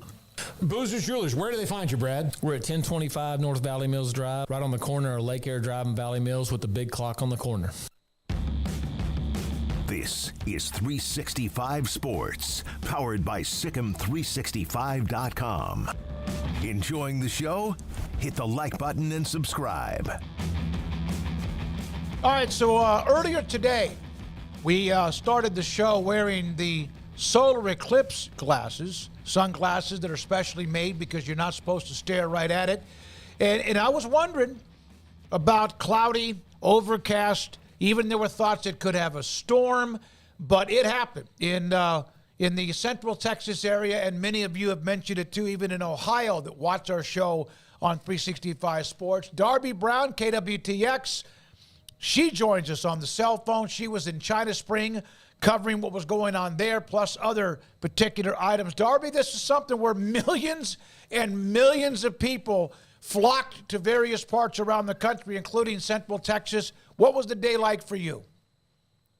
Yeah, it's been crazy. I will say it was extra crazy for me because I actually started my morning in Phoenix, where, as you know, the Final Four is going on. So I traveled from the Final Four destination to the Eclipse destination, well, one of many. And so it was a manic Monday. And then we get out here and, yeah, I mean, it's been crazy. You drive down. I drove out to China Spring, as you mentioned, and you're driving down, the river by the river, all the parks. There's tons of people out at McLean Stadium. And then I got the assignment of coming to China Spring Elementary School and saw all the kids' reactions. And it really did live up to the hype. It was a really cool experience. Darby, so what was, just curiosity, what was Phoenix like down in the Final Four? I know it's crazy down there, and then you come to another craziness. What was that like down there? Yeah, it was fun. I mean, I was out for a friend's wedding, so I wasn't there, unfortunately, for the Final Four. But, it's always a fun, energy being around something like that with, all the fans. I saw a lot of Purdue fans, so, of course, they're happy they're sticking around for tonight. But, it was fun to be around. Phoenix was definitely, I think, doing a good job hosting the event. And I'm probably biased there because that's my hometown, but I think it was a good energy, and it was fun to be there. And then, like you said, coming here has been eventful as well, to say the least. So we're out of China Spring. Were you at a high school, a middle school, elementary school, or just somewhere where other people were watching today the solar eclipse?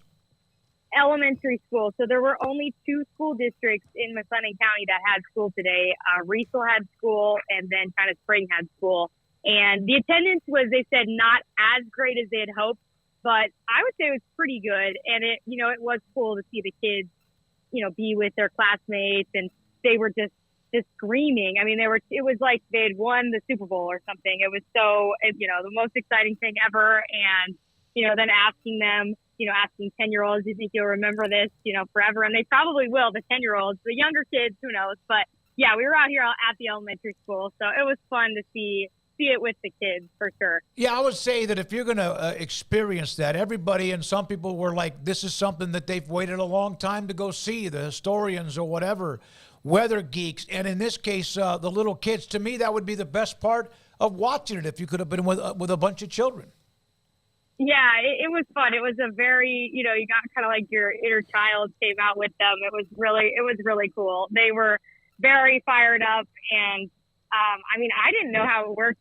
Obviously none of us had experienced that too. So I didn't really know what to expect. And, definitely it lived up to the hype and more. We've been talking about it forever, but it was cool to be with the kids. I know there was some of my coworkers were out other places out in Hillsborough. Apparently a couple got engaged during totality. So that was quite the moment today around here. And again, as I mentioned at McLean, seeing it all go dark was probably pretty cool there as well. So lots of good spots around Central Texas to experience it. But I definitely was glad and happy with my assignment today, for sure. Those kids are having a blast. They're having a blast, but the first thing I'm thinking about is like, put those glasses on. Don't be doing that without your glasses on. Once the totality happens, you can take them off. Yeah, absolutely. Yeah, I didn't really know how that's how that worked either, but the teachers were, that was part of the reason why China Spring wanted to have schools, because they could tell them, like, hey, just put the glasses on, take them off, tell them what to do. And so, yeah, the moment it, got dark, they flung the glasses off and were mostly jumping up and down. And yeah, so it was fun they were loving it. And so, but like you said, I didn't know how it worked. And the teachers, obviously, they tried to, kind of leading into this, tell them a little bit more about all of it. And so, whether they totally get it or not, they definitely enjoyed it. Well, I'm glad you were able to spend it with children, the kids at China Spring ISD. Darby, thanks for jumping on with us a little bit, and enjoy the rest of your day. Thank you, guys. Thank you. Darby Brown, KWTX. That made me nervous. I'm sitting there. This is, of course, the kids looking up at the solar eclipse. They got to be careful because it will sting you, and in some cases could be a problem for your eyesight if you don't use the protected sunglasses, the one that Paul and Craig and I started out the show with earlier today. By the way, Mike Cole, Kentucky fan, I believe, in the chat room was asking about the solar eclipse. He said it was too cloudy where he was. No one has left Kentucky men's basketball without being fired to go to a basketball program smaller than Kentucky. Eddie Sutton was fired. Billy Gillespie was fired. Tubby Smith was forced to resign, who had a great run there. And now with Calipari leaving on his own terms, although obviously it's been kind of tense the last month, now headed to Arkansas. I did not know that. Yeah, I guess that's not all that surprising. And with the eclipse, at least, there was a lot of tourists here and all throughout this corridor of Texas for the best possible views. I guess we were in that area, and so there's a lot of people. I was wondering what was going to happen if it was too cloudy, because there was thoughts about there being a storm rolling through. I think at one point, and it was coinciding with the actual time that we were going to be able to see the sun. So it was thankfully pretty clear here so that people could get their fill of the eclipse. But yeah, I guess that's not surprising. Why would you leave Kentucky if you don't have to? That's the pinnacle job. It's the Alabama football job. It's the Yankees skipper job. It's the Lakers head coaching job. It's all of those things. And so, yeah, I don't think anybody's willingly vacating that spot, but I wouldn't have known that for sure. And so thanks for pointing that out. And I think with John Calipari, it's just a bit of cutting it off at the pass before, becoming the guy that does get fired by Kentucky potentially. You're looking at basically hitting the reset button. Now it doesn't matter what you do next year. You're going to have time. You're at a new place. You're at Arkansas. You got years now to sit there and get through whatever you need to get through if there are any hardships early on. And if you win quick, that's great too. But you're not looking over your shoulder at all in Fayetteville now or anytime soon. And I don't know how much he was having to do that in Lexington, but I think he was starting to be more often than you would like for it to be, looking over your shoulder and wondering, okay, how hot is my seat or what's the feel in the room? Now, brand new job, brand new digs, brand new team program, and he can start from scratch and still have the weight that comes with being John Calipari. So that will be attractive, and that's going to be a really fun thing for Arkansas fans over these next few weeks, especially in the portal era. Like, it'd be one thing if he was just taking over Arkansas, period. But in this era, and I know eventually we're going to get to a point where we stop saying that. Kentucky's already had guys just like they're. Yeah, but I know we're going to get to a point where we don't even mention, like, and it's a portal era. Like, it's just going to be the portal era, and we're going to not have to acknowledge it. But right now, I still think we are in that part where it's like, oh, dang, and he gets the transfer portal at Arkansas with all this NIL backing to basically just start from scratch. That's going to be a lot of fun for Razorbacks fans to follow who all he brings on board, coaching-wise and obviously player-wise. I was looking at ESPN for a second, and by the way, the women's game, Iowa, South Carolina, also the heaviest betting women's basketball event ever, the one from last night. UK's Bradshaw enters portal. Knox decommits, a 5-star player committed to Kentucky. That's just the start of that. Arkansas, Musselman at USC. Isn't it amazing this all started when Rob Lanier was fired at SMU? Yeah, I mean, it's the coaching effect of one spot opens. And Lanier then fired, Enfield, it's dominoes. Musselman, and then Calipari now from Kentucky to Arkansas. If this wasn't headed to the ACC SMU, then maybe we're not even to this point. Maybe they just hire a coach that's just pretty good, and it's not leaving a Big Ten job suddenly open like it did with Andy Enfield and USC. So, yeah, that SMU job had a major impact on what was otherwise a pretty much a stopped carousel, or at least one as far as big, grand national attention went. And, yeah, it popped off a whole nother chapter. So kind of like, I mean, not similar totally, but just thinking about how we thought the football coaching carousel was kind of dying down, and all of a sudden here's Nick Saban retiring, and then boom, now all of these other things happen as a result. So, yeah, that SMU job, hiring who they hired, ended up having quite the effect. I had this question, and I saw this just now with Dick Weiss on, why is the men's game starting at 8:20? Why do we ask this every year? I know, but everybody brings that up and how late it tips off. I guess that's if advertisers. It starts at 8:20, yeah. Yeah, I mean it's why does TV do what TV does? What do the people who want the commercials say that they want to do? Because that's typically, I think, who's as much in charge as anybody. But yeah, for the East Coasters, this is one of those events that it's become commonplace now to complain about the tip-off time, and I don't fault people, because I'd want to be able to watch the end of it without having to like turn over immediately afterward and go straight to bed so I can get up in the morning. So I see why there's a complaint there, but I also feel like that's one we kind of hear almost on a yearly basis now. Paul, why 8:20? I mean, that's when they feel that they get the most TVs across. They're trying to have a Venn diagram, and TVs in Los Angeles are more important than TVs in Boston, I guess. So I don't know. I've always wondered, like, you know, if it's 7:20, what's the difference? You know, especially now.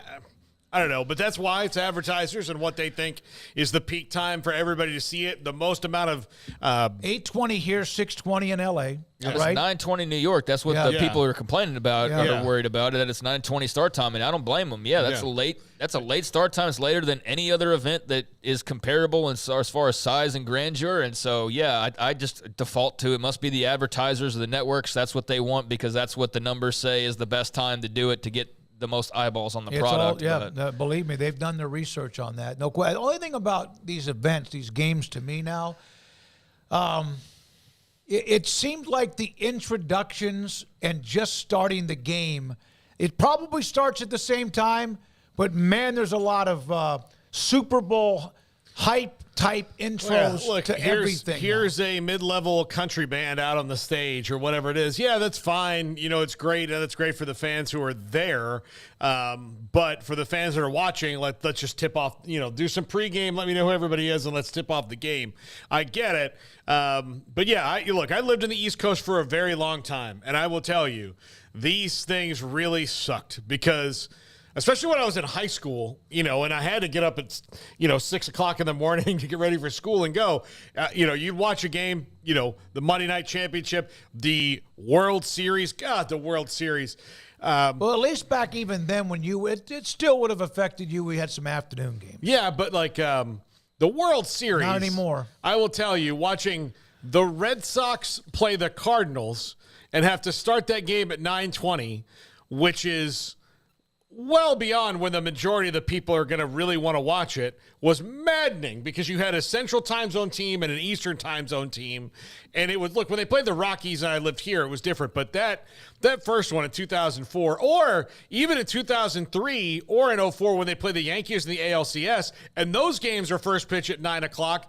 And their first pitch at 9 o'clock in the stadium where they are. And you're like, this is nuts. Yeah, it does. But they know what they're doing as far as the grid of scientific, this is when we need to start it. This is when the most eyeballs can watch us. Or the most commercials. I mean, again, that's really what it comes down to. Yeah. So I don't know what their philosophy is. It's especially maddening for two teams whose fan bases are primarily going to be up the latest of anybody in the country to watch this because of their time zones. So, that's I guess, that they're both in the time zone where that's going to be a 9:20 start for Purdue fans and for UConn fans. So, not ideal, but I will say this was going on with WrestleMania too. They're so clearly trying to make it their Super Bowl, and every event's got to be the Super Bowl. Yep. There is not one thing that I would rip out faster other than like the obvious of like less commercials. That's obvious.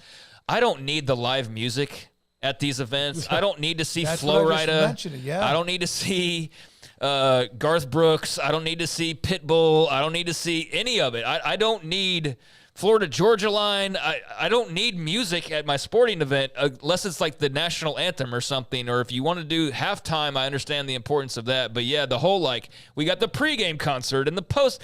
I just personally I could do without all of that. Which is how I started this segment. Right. I agree 100%. Look, that's for the people who are there. That's for the people who are there. Yeah. That's not for me or to casual watch. people like, oh, Reba's singing. I got to watch this for a second. Again, that's when you're, and I've been to Super Bowls on site where you walk around outside for a minute and you look, you're like, oh, hey, I like that band. Let me go stand and listen to them sing a couple songs before they're gone. But that's it. What if Shakira was singing?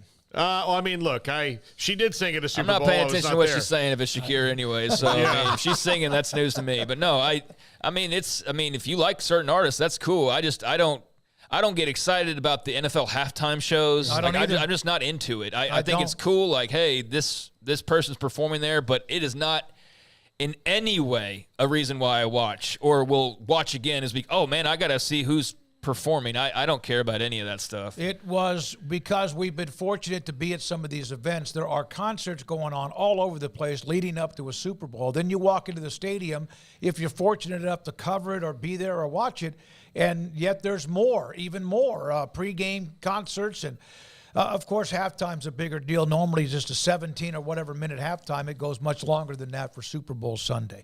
It's 4:55, and this is 365 Sports. Alan Samuels, Dodge Chrysler Jeep Ram Fiat, Loop 340 east of 84 in Waco. They have started another month. They have more incentives, more discounts.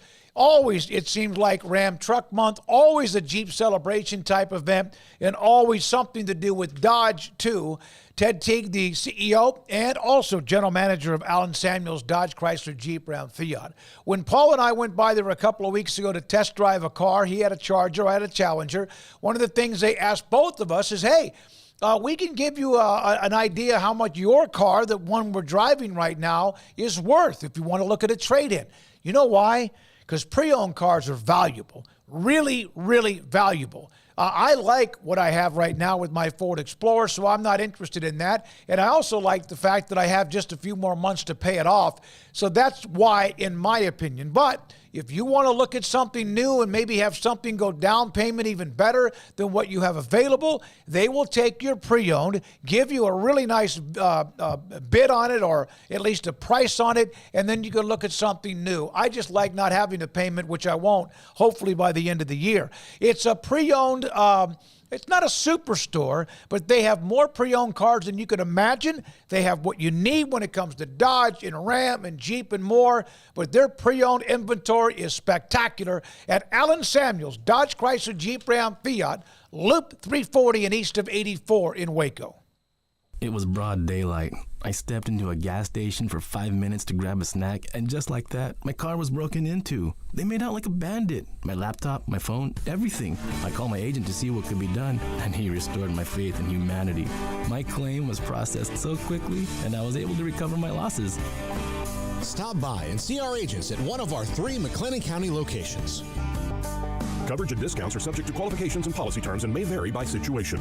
Thank you for calling your local Marco's Pizza. We're turning up the heat with our new Reaper Cheesy Bread. Fresh, house-made dough is topped with a spicy cheese blend infused with jalapeno, habanero, and Carolina Reaper peppers. At only $5.99, this limited-time product is a hot deal. Add it to your order while you can. A Marco's team member will be with you shortly. Marco's Pizza. Pizza lovers get it, and that offer on the Reaper Cheesy Bread is available right now at any of the 5 Marco's Pizza locations in Waco, including Belmead, China Spring, Robinson, Woodway, and Hewitt. Order online at marcos.com. Call for a pickup or delivery. Marco's Pizza is turning up the heat with their all-new Reaper Cheesy Bread with fresh, hot, house-made dough topped with a spicy cheese blend infused with jalapeno, habanero, and Carolina Reaper peppers, and only $5.99 and for a limited time only. Marco's Pizza, the fastest-growing pizza brand in America. 5 locations in Waco, and the new Reaper Cheesy Bread. Marco's Pizza. Pizza lovers get it. Established in 2007 and independently owned, Alliance Bank Central Texas is committed to helping families and businesses meet their financial goals. From their tellers to their board of directors, they know the importance of superior service and competitive products. Customers have confidence knowing that their financial needs are in good hands. It's your bank, Alliance Bank Central Texas, with 2 Waco locations, 4721 Bosque Boulevard and 191 Archway Drive on Highway 84, and at alliancebanktexas.com. Member FDIC and equal housing lender. Stepping into a new pair of boots is great, but stepping into the boots of a U.S. Army officer can also add confidence and leadership skills to your son or daughter's career path. There are more than 150 occupational specialties to help them find the best fit for their future. See all the things your son or daughter can achieve in our boots at GoArmy.com. U.S. Army Waco Recruiting Company, 254-598-8131 or 254-776-1543. This is 365 Sports. The Sikkim 365 app is brought to you by Allen Samuels Dodge Chrysler Jeep Ram Fiat. Come by, let's be friends. All right, I've mentioned this a handful of times, but it's time to now break down UConn, Alabama. They hung around. I was like, man, they're going to get on one of these spurts and maybe flip it. UConn just grinded. I saw Hurley a quote paraphrasing that we're going to keep coming at you, and you might go 12 minutes, or you might be able to survive 18 minutes, or you might even survive 25 or 30 minutes, but you're not going to survive 40 minutes with what we're going to bring as pressure. What I thought was impressive is even though Alabama's very good and relentless themselves, that UConn has a level of relentless where they're just so damn good they're going to get on a spurt. And they're going to get an 8-0 run, then they may give up a couple of, then they go on another 8-0 run. Not a 20 like they did 30-0, but they just come at you in waves, and they're so long and very talented. Yeah, they're good, and they just know how to put teams away. And if you look at most of all the champions, but like recently that's kind of been a thing because there is more parity. It is tougher to run away with a game in college basketball. But if you have a team that just knows, and Dan Hurley is so good at finding that moment where, okay, this has been close. They've been hanging with us, but here's where they're vulnerable. Let's go get them. I think Purdue will be the least likely team to have a longer stretch of those moments. But if Connecticut gets hot, their depth and their skill and their having been there already just gives them such an advantage. Yeah, I think it's a great matchup. Very interesting that so many seem to think that UConn's just going to run away with this. But I kind of lean there myself. I think that UConn's the pick tonight. They're just so explosive, so multi-talented, so star-driven, and I think they're a great team. Whereas with Purdue, it just feels like it's more of like, okay, what's Zach Edey doing, and is that going to be enough to get the job done, right? Where I think UConn can kind of get it done a few different types of ways, but what is what is like kind of the whistle like tonight? What is Edey able to do down low? There's a big time, matchup with him and Klingon there. So a couple 7+ footers are going to be dueling tonight, and that ought to be a lot of fun. People always love seeing big dudes, going at it. So that ought to be a big time matchup to watch. And so, I think just kind of how the pace is dictated early on is going to be exceptionally key. And who gets in foul trouble or who avoids foul trouble, I think will be very important. But barring UConn getting into some kind of foul trouble where they, Edey can kind of just sort of do his thing and take control, I feel like the Huskies are the team to beat here, and are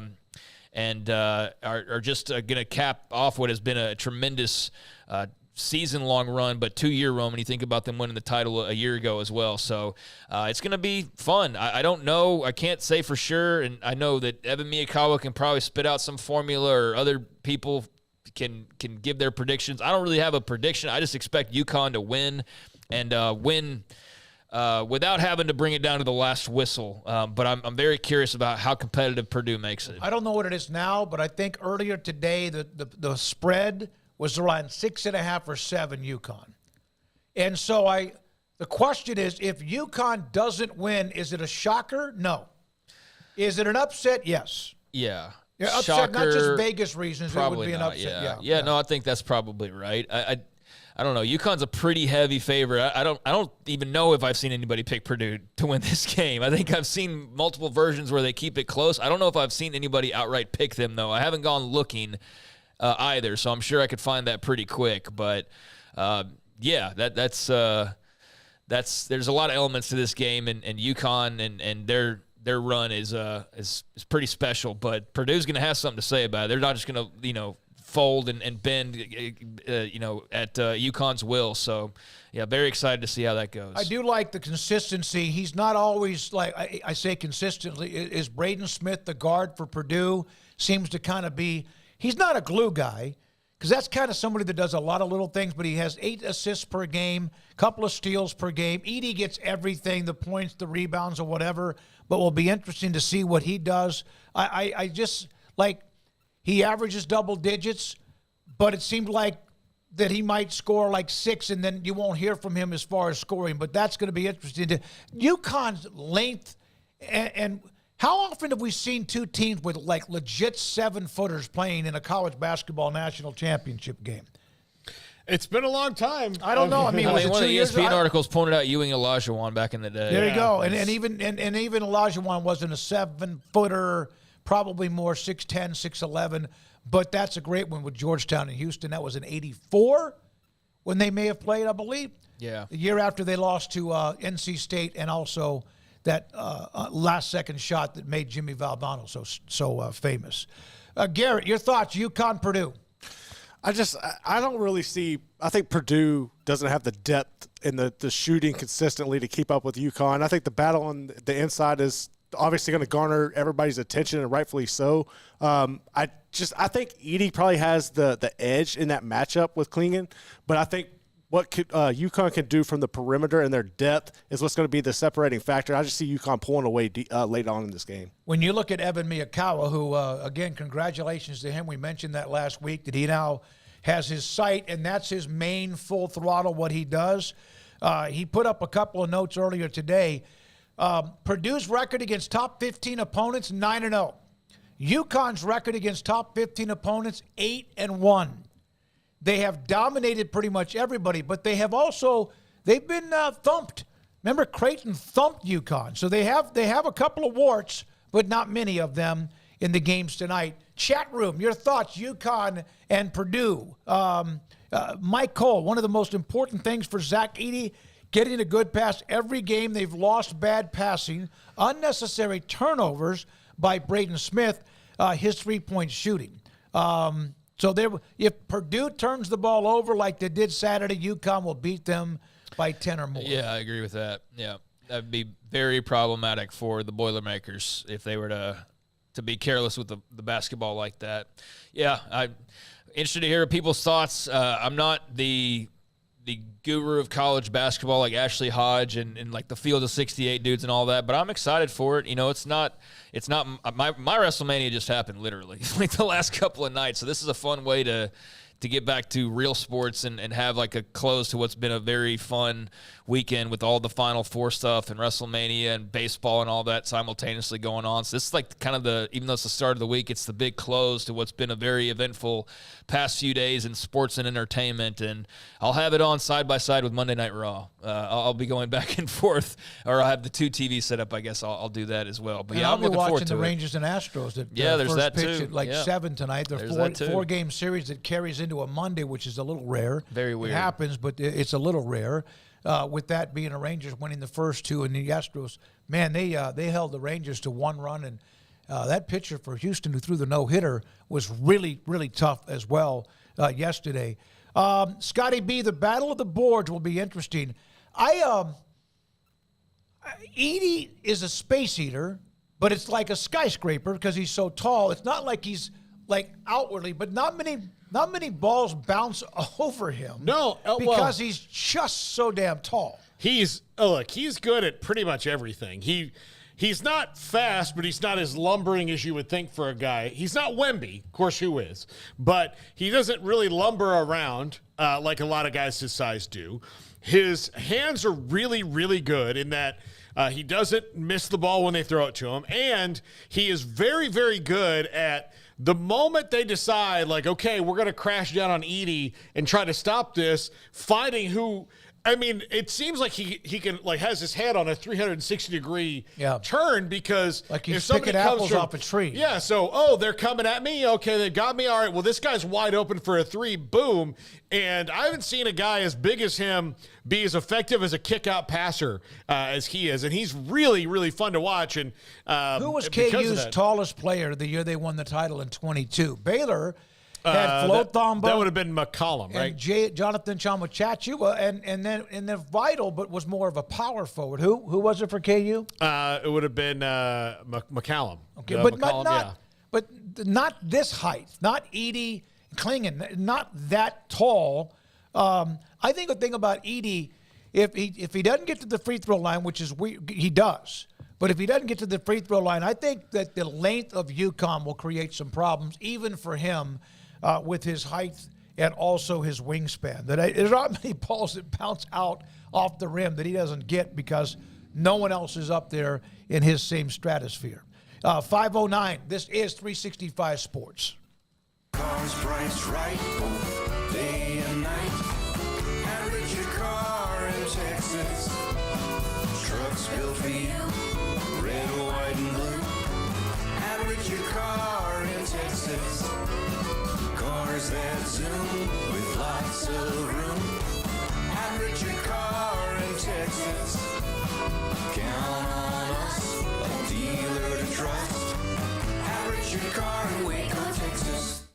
One size fits all. That may be all right for an adjustable belt or cheap sunglasses, but when it comes to your financial needs, no one wants a one-size-fits-all strategy. Ben Erlinson, your Edward Jones financial advisor, knows that his most important goals are yours. That's why he takes the time to understand your needs, knowing you. That's how Edward Jones makes sense of investing. Ben Erlinson, 100 North 6th Street in Waco, 254-759-8533. Edward Jones, member SIPC. Petty Clinic Men's Healthcare in Woodway is now proud to offer you men an exceptional weight management body sculpting product called semaglutide, also known as Ozempic or Wegovy. Semaglutide is an FDA-approved weight management medication. Once-a-week injections of this powerful medication offers an average body fat weight loss of 20% within the first year of treatment. In addition to body sculpting, semaglutide also normalizes blood sugars and has the clinical research proof of reducing blood pressure, cholesterol, stroke, and heart attack risk. If you're like most men and you have stubborn fat that will just not respond to typical diets and exercise, then help is finally here. Semaglutide, affordable, highly effective. Google search Petty Clinic Waco and reach out to the Petty Clinic team today for a free consultation with Dr. Petty to see if semaglutide is right for you. Go to pettycliniclowt.com. pizza, burgers, and Bears football. There's no place around Waco that serves them all other than Bubba's 33. Come show your green and gold and enjoy some of Waco's best food and beverages while watching your favorite team, the Bears. When real Bears fans get hungry, Bubba's 33 is the #1 spot for ice-cold drinks, hand-stretched, stone-baked pizzas, and bacon-infused burgers. Join us for indoor or patio dining. Bubba's 33, Waco's restaurant and proud supporter of Baylor Bears football. Sick 'em, Bears. This is 365 Sports, powered by Sikkim365.com. The 5 o'clock hour is sponsored by Edward Jones Investments with financial advisor Ben Erlinson, who'll navigate you through today's financial climate. Edward Jones, making sense of investing. Now here's David Smoak, Paul Catalina, and Craig Smoak. 365 Sports. Thank you for being with us on our 4th year of starting this show, which back in April of 2020, right into the teeth of COVID, which was a rather interesting time. With what's happening with Kentucky and all the names that are out there, and we've gone over that 2 or 3 different times, including thanks to Ashley Hodge, will giving us his perspective on Scott Drew's name, as it should be, is near the top of that list along with others. When it comes to college sports, what is a bigger job than Kentucky in men's basketball?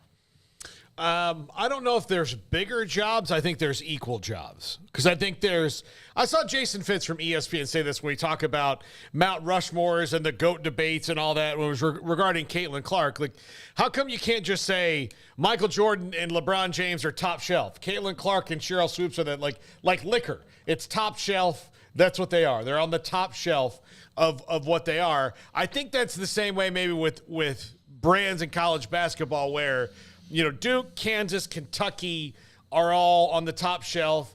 I think UCLA is probably still on the top shelf, even though it's been a while, although they did make a Final Four run a couple of years ago. Michigan State's on the top shelf. Like, those are the schools to me I see on – I'm probably leaving somebody out in that, but, those are the ones I see that are kind of equal to it. I don't Kentucky, Duke, Kansas to me are that's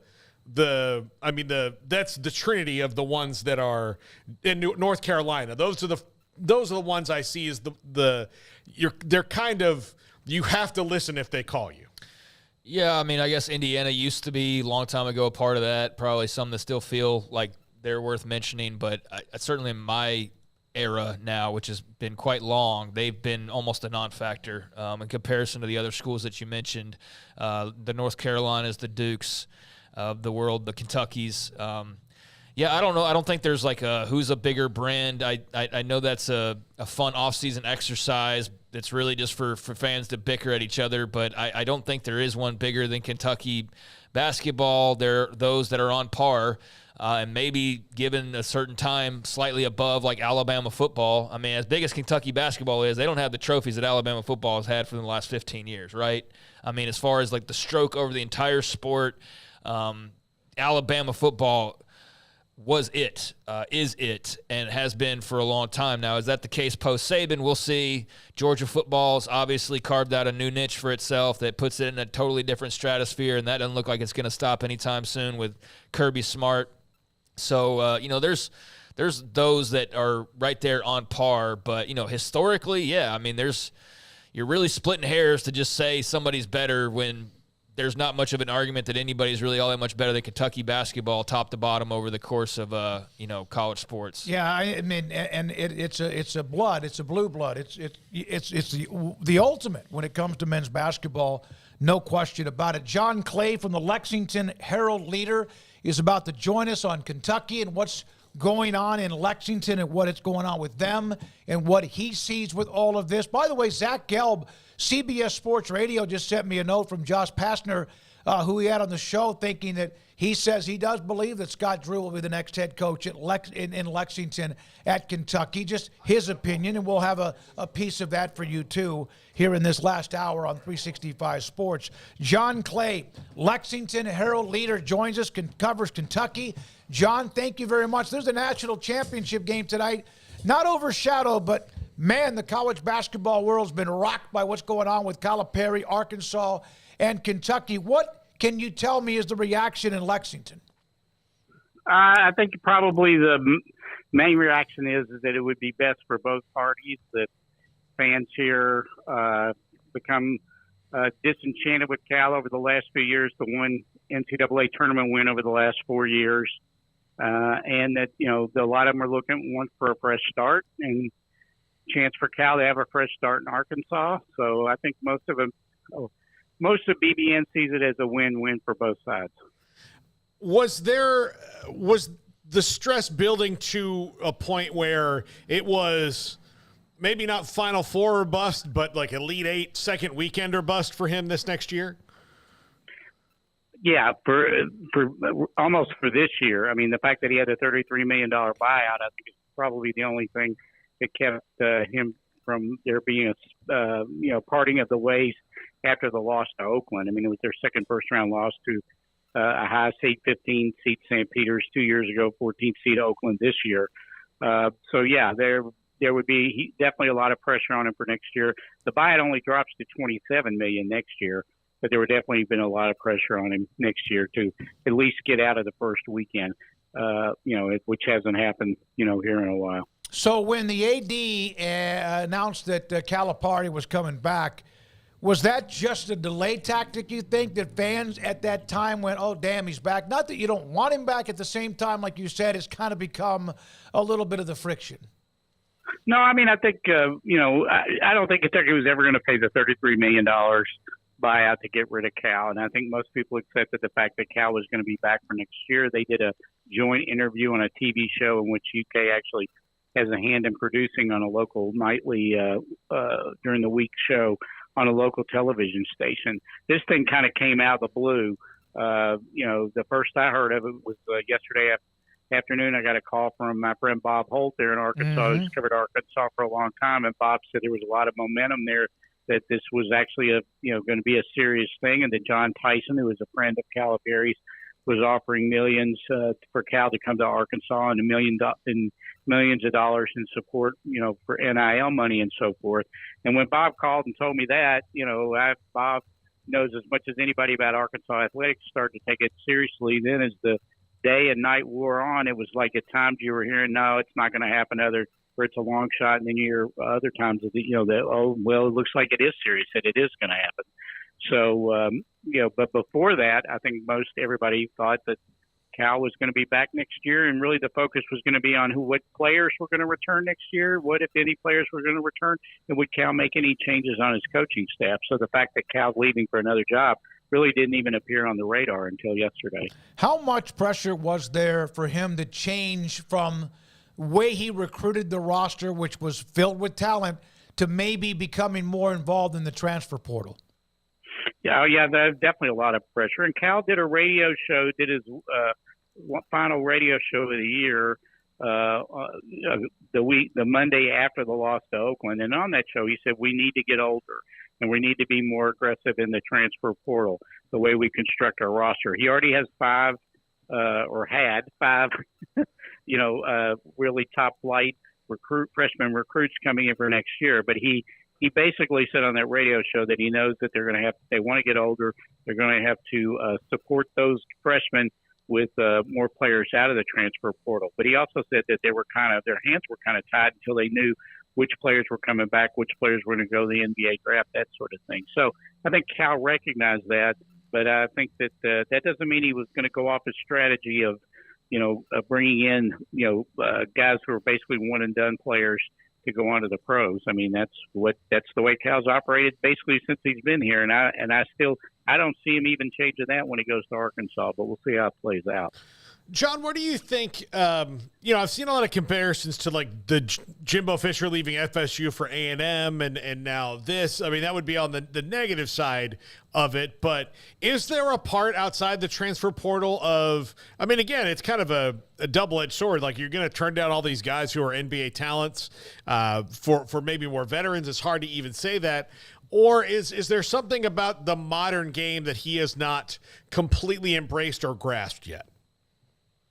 I mean, I think Well, I mean, he got a lot of criticism the last couple of years about, that Cal has never been one to really embrace the 3-point shot.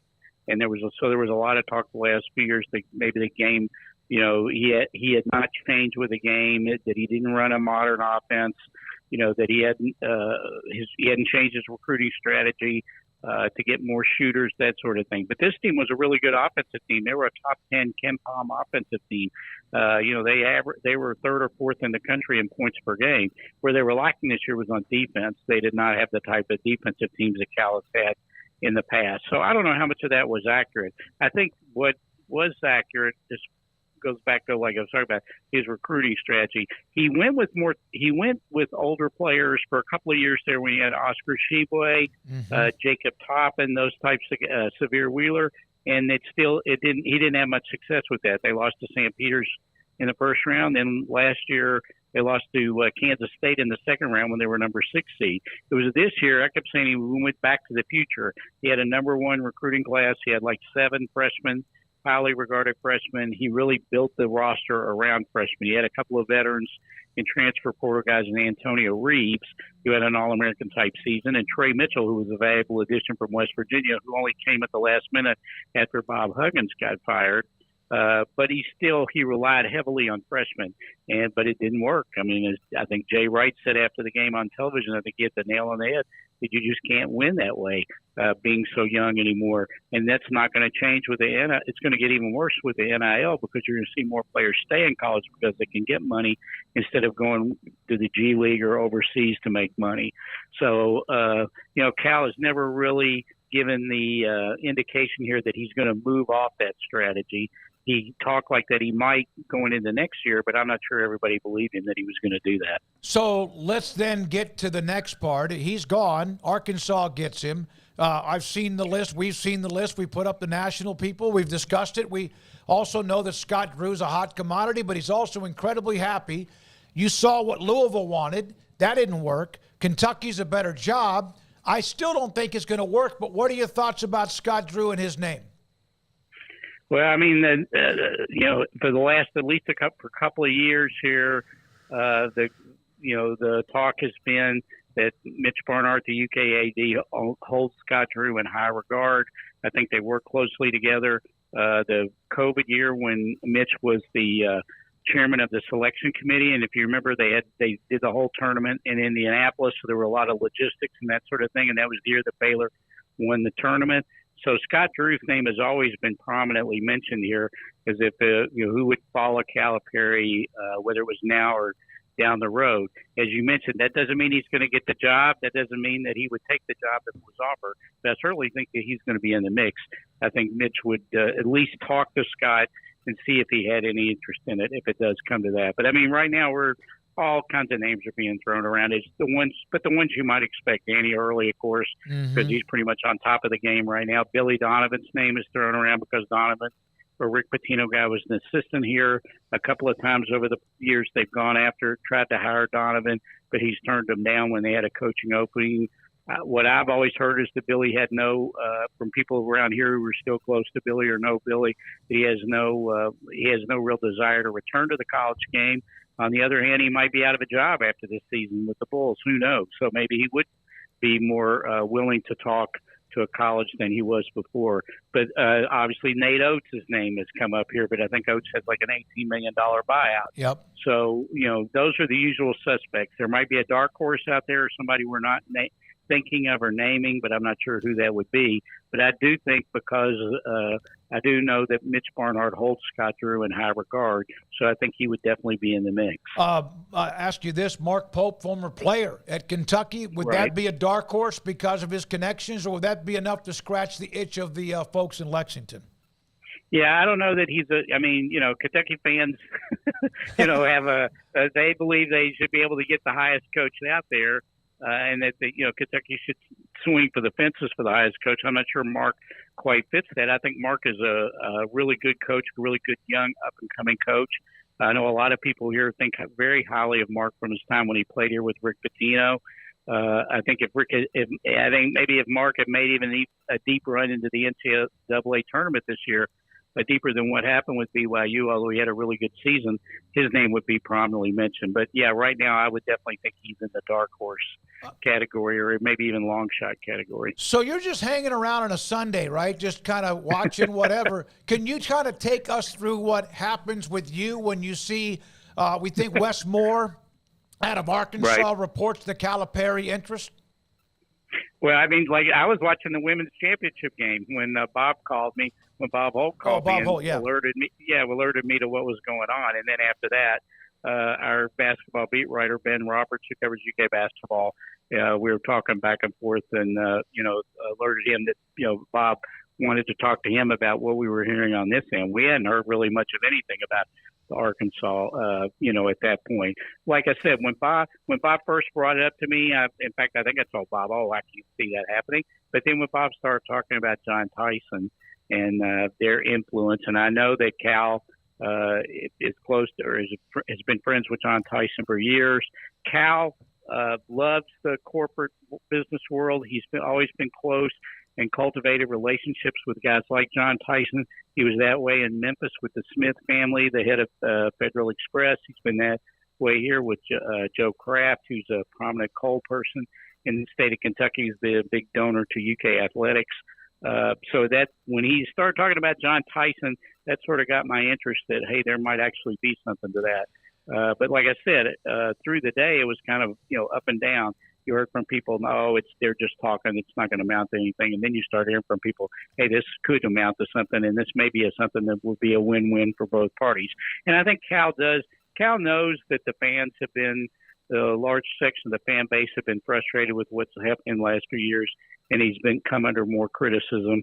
So, I think he's had his ear to the ground on that, so I think he knows that could be part of it too.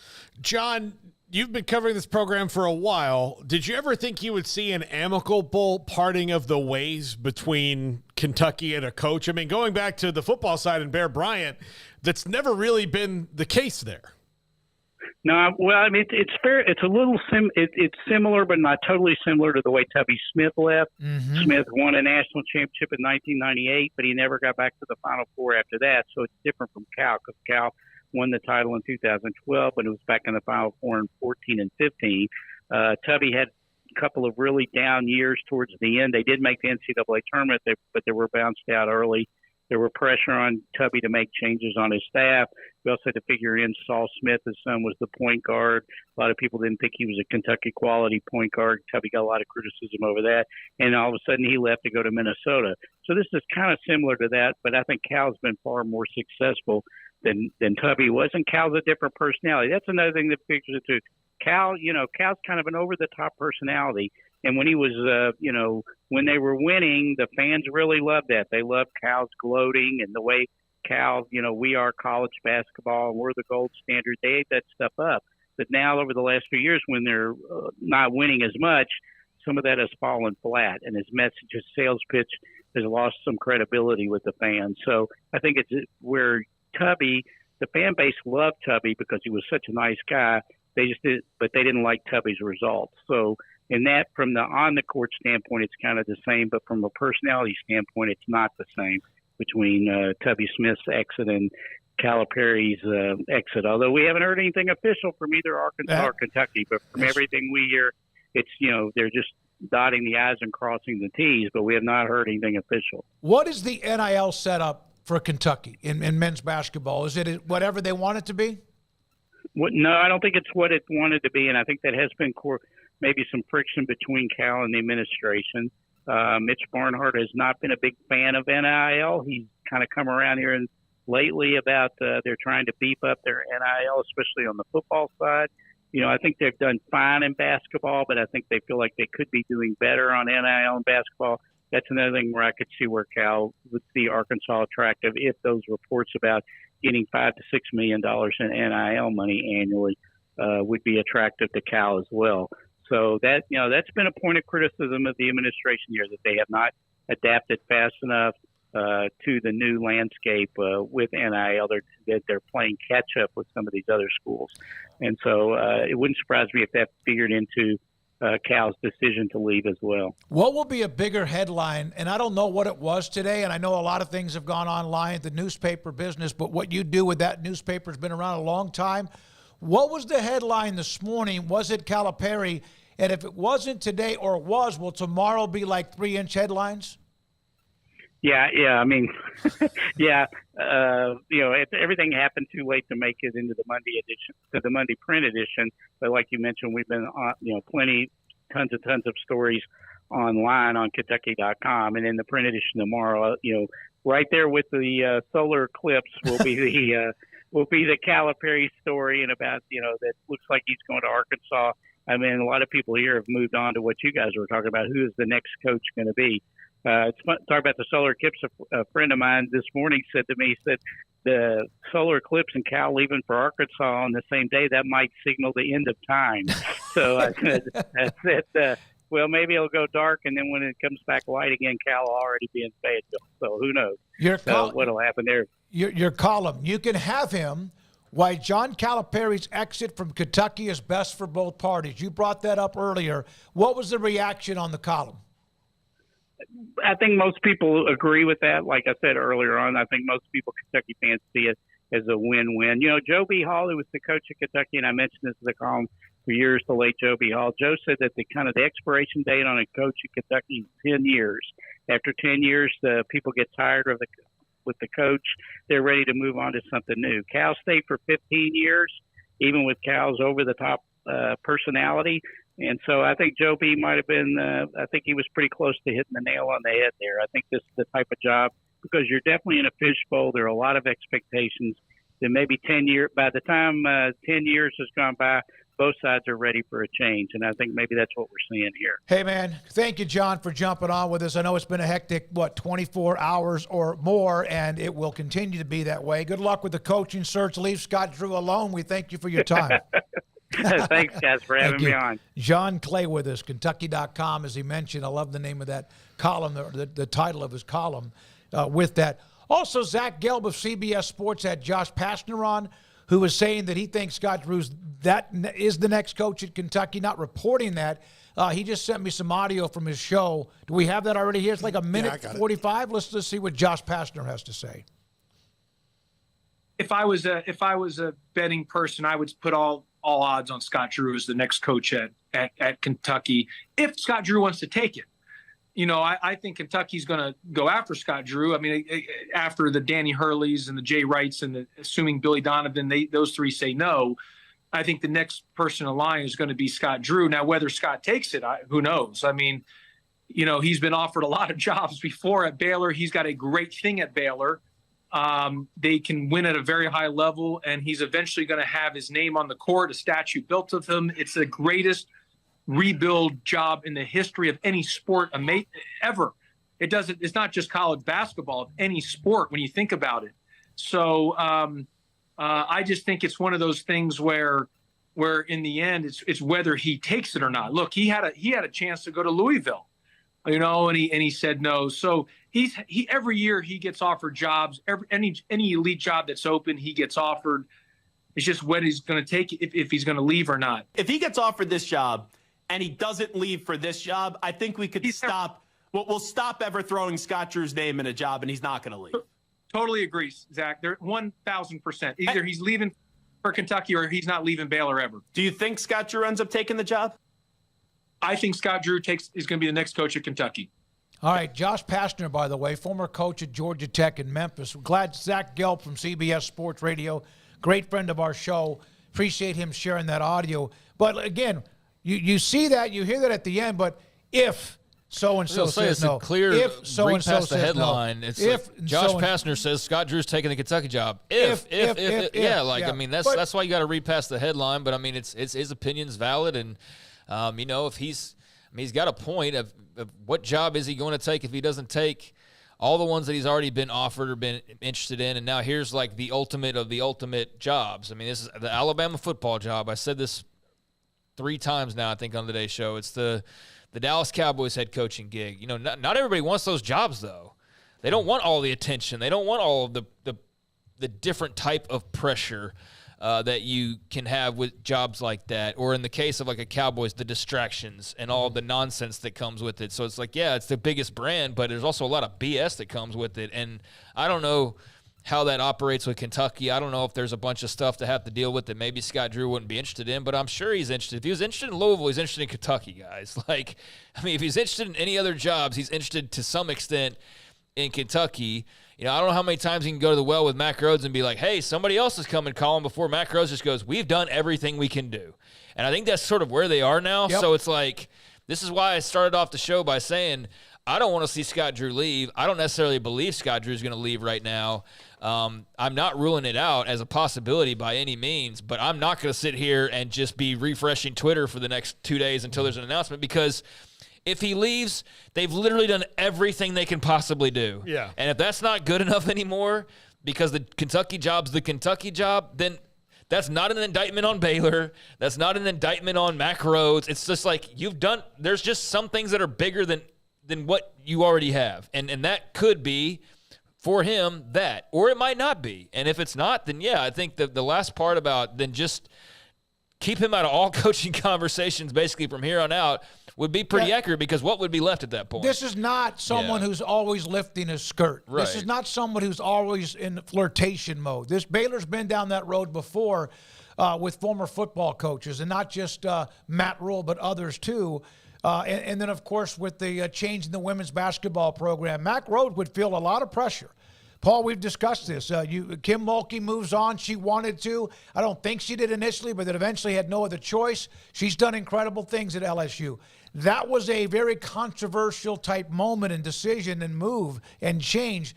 This one here would be interesting on how Mack would have to respond to that. Now, again, I don't think he's leaving. Ashley Hodge said he doesn't think he's leaving, but if he does, and it's Kentucky, you're like, okay, it's Kentucky. Now, one other note, but this is a college football note. Nicole Arbach, thank you again to Zach Gell from CBS Sports Radio. Now, guys, the NCAA Division I Council can adopt emergency legislation for a new transfer eligibility rule at its 17th and 18th meeting this month. Proposed legislation would allow all undergraduate athletes to transfer and play immediately as long as they meet specific academic requirements. Still, you can't transfer to two schools in the same semester and play like you could during the season, but yet it looks, again, like this could be just an open window. And the academic requirement is just show up to class most of the time. Literally, that's all you have to do. Stay on pace to graduate, even if you're 3 years behind. And I don't even think that's going to be a factor here pretty probably soon. A C average. Your tutor has one. No limit on the number of times an athlete can transfer. Windows would still exist in the new system.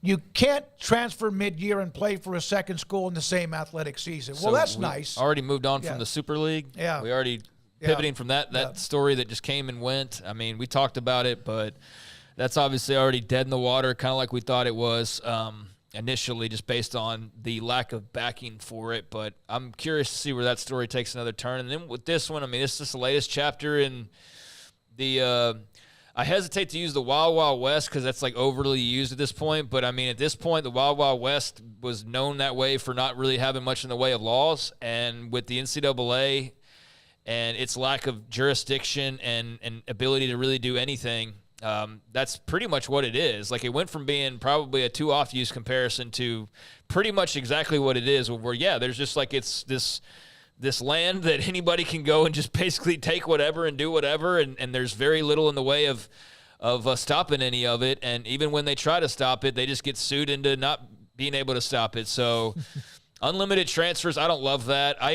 I don't know about y'all, but I like to root for people on my team and watch them grow from when they were freshmen to sophomores to juniors and maybe even super impactful seniors. But if they're not around long enough because they're just so good, that's great too, to have people leave early because they're so good.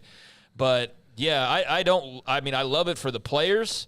I also at the same time don't, because I do think there's a lot of adults looking at dollar signs that don't care about the just complete lack of leadership ongoing, because they're feasting off the lack of leadership. And I don't think it's good. I think it's great for young people to be able to profit off their name, image, likeness. I don't think it's good to just assume that they all have the same matured mind as an adult, and even adults make bad decisions, but that there's no repercussions to just not developing relationships and just bouncing around on a moment's notice based on your lack of playing time or your NIL dollars. I think the grand scheme, that's probably not healthy for the whole, but the money's going to be healthy for a lot of people, so it's a damned if you do, damned if you don't type of thing, and I'm definitely in the corner of the players have to be paid. I mean, the laws say that now at this point, but I believe that regardless, and so the unlimited transfers thing is just not surprising, but I don't love that at all. Let me clarify this. There's a question that was asked of Nicole. As you mean immediately, as in game 1 play at Penn State, game 2 play at Michigan? No, as in without sitting out for the year. Like with one-time transfer rule, you will get to play right away one time, but you're required to sit out for a year for additional transfers. Yeah, there's never going to be a situation where you're on 2 teams in the same season. Like, I see that a lot now, and I don't know if it's just in joking manner or what, but we're not even close to that. That's not going to happen. I don't think anybody, even the money-grubbing agents, would be on board. Well, actually, they probably would be, yeah, because they could, use it all against each other. But I can understand where people are coming from with thinking that that's basically around the corner, though. I mean, given what we've seen so far, like, why rule that out? Because everything else is passing in favor of movement and freedom and player choice and all of that. So, long overdue bills come due, and it's just way bigger of a tab than I think anybody even expected, knowing how big of a tab it was supposed to be. All right, when we come back, what a day it's been. Thanks to we really appreciate us getting the Kentucky writer on the show. That was important. We've been trying to do that. Struck out with a lot of them. Arkansas writers probably tomorrow. And this is 365 Sports. Rev up your excitement. Celebrate the spirit of adventure during the Jeep Celebration event. Join us at Allen Samuels in Waco as we roll out incredible deals on rugged and reliable Jeep vehicles you love. Seize the moment and drive home in the new Jeep of your dreams. With special financing options and exclusive offers, there has never been a better time to explore the world of Jeep. Hurry in, the savings won't last long. Visit AllenSamuelsDCJ.com and see them firsthand only at Allen Samuels in Waco. Let your adventure begin. Come by, let's be friends. At Ideal MRI, we feel blessed to be a part of the Waco community. We're a small family business right here in Central Texas, and our goal is to bring down the cost of healthcare while maintaining high quality. At times like this, the cost of healthcare has never been more important, and unfortunately, significant illnesses and injuries still occur. That's why Ideal MRI is open and here to serve you through the difficult time. We offer premium MRIs just like a hospital with state-of-the-art technology and specialists, but you'll pay less. Sometimes thousands of dollars less, whether you're using insurance or not. At Ideal MRI, we accept most insurance and there are no hidden costs, even offering financing if that's needed. Everything included in the price, and you'll not get something as a surprise in the mail later on. If you need an MRI, ask your doctor about Ideal MRI. They'll know. You can schedule an appointment safely from home online in minutes at idealmri.com or give us a call, 833-IDEAL-MRI, idealmri.com. TFNB Your Bank for Life is the official local bank of Baylor Athletics. Find out why more Central Texas are making TFNB their bank for life. Sign up for our Edge checking and savings accounts to earn interest or cash back. With 5 convenient locations and an award-winning mobile app, banking has never been easier. TFNB Your Bank for Life. Member FDIC.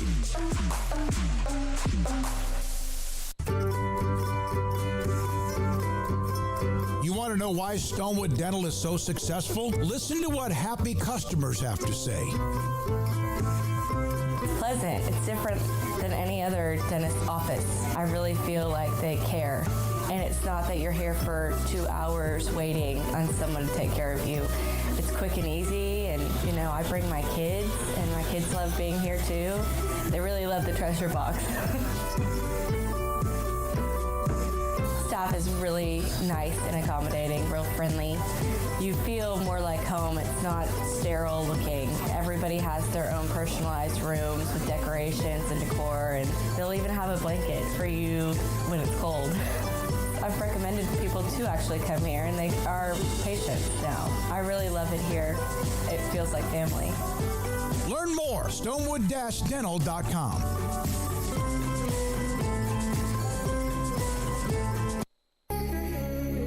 It's time time for Paul Catalina's Top 5. Brought to you by Texas Beef House. Where's the best beef in Texas? Your house when you order from Texas Beef House. Unleash the flavor of Texas-raised Wagyu. From our pasture to your plate, TexasBeefHouse.com. Top 5 Coach Cal replacements. And I'm going to go in order from pie in the sky to 3 in the middle that I find intriguing, and then to 1 I think is the best fit. And Scott Drew is not on this list. No, he's not, because gutless. I just don't see him doing this twice in one offseason. And like, again, he's not one that's known for hey, it is the Kentucky job. Or even his agent. I get. Well, that needs to be, if this comes and goes and he doesn't, then that needs to be proof in the pudding after this. Yeah. Because if he keeps getting mentioned, then that's not a coincidence. And by the way, his agent's job is to continue to do whatever best. Yeah. But eventually, you can get yourself sideways with a fan base that 100% adores you. Well, by that rule. Yeah. Well, and look, it was about to happen with Art Briles before everything else because it was Tech and then Texas and all of that. So in the NFL. Yeah, there was all those things that were going on. So number 5, the pie in the sky, Billy Donovan. Does he want to come back to college? I doubt it. He's the coach of the Bulls right now. But this is a guy who's got 2 national titles under his belt.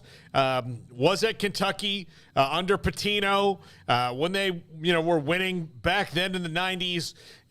I think, players that he could easily come back in with NIL and all that, but maybe now it's just easier to be in the NBA where your general manager says, all right, we're paying this guy $30 million. Go coach him. Is that the AD on the left? I think that's Billy. Billy Donovan. Is it really? That's him now. That's man, Florida Billy, and then that's I today have Billy. not really seen, I guess, him of late. Okay. Time waits for no man. Yes, I know. Yeah, I mean, I don't think he's going to leave an NBA gig for Kentucky. I more than that, though, why go back?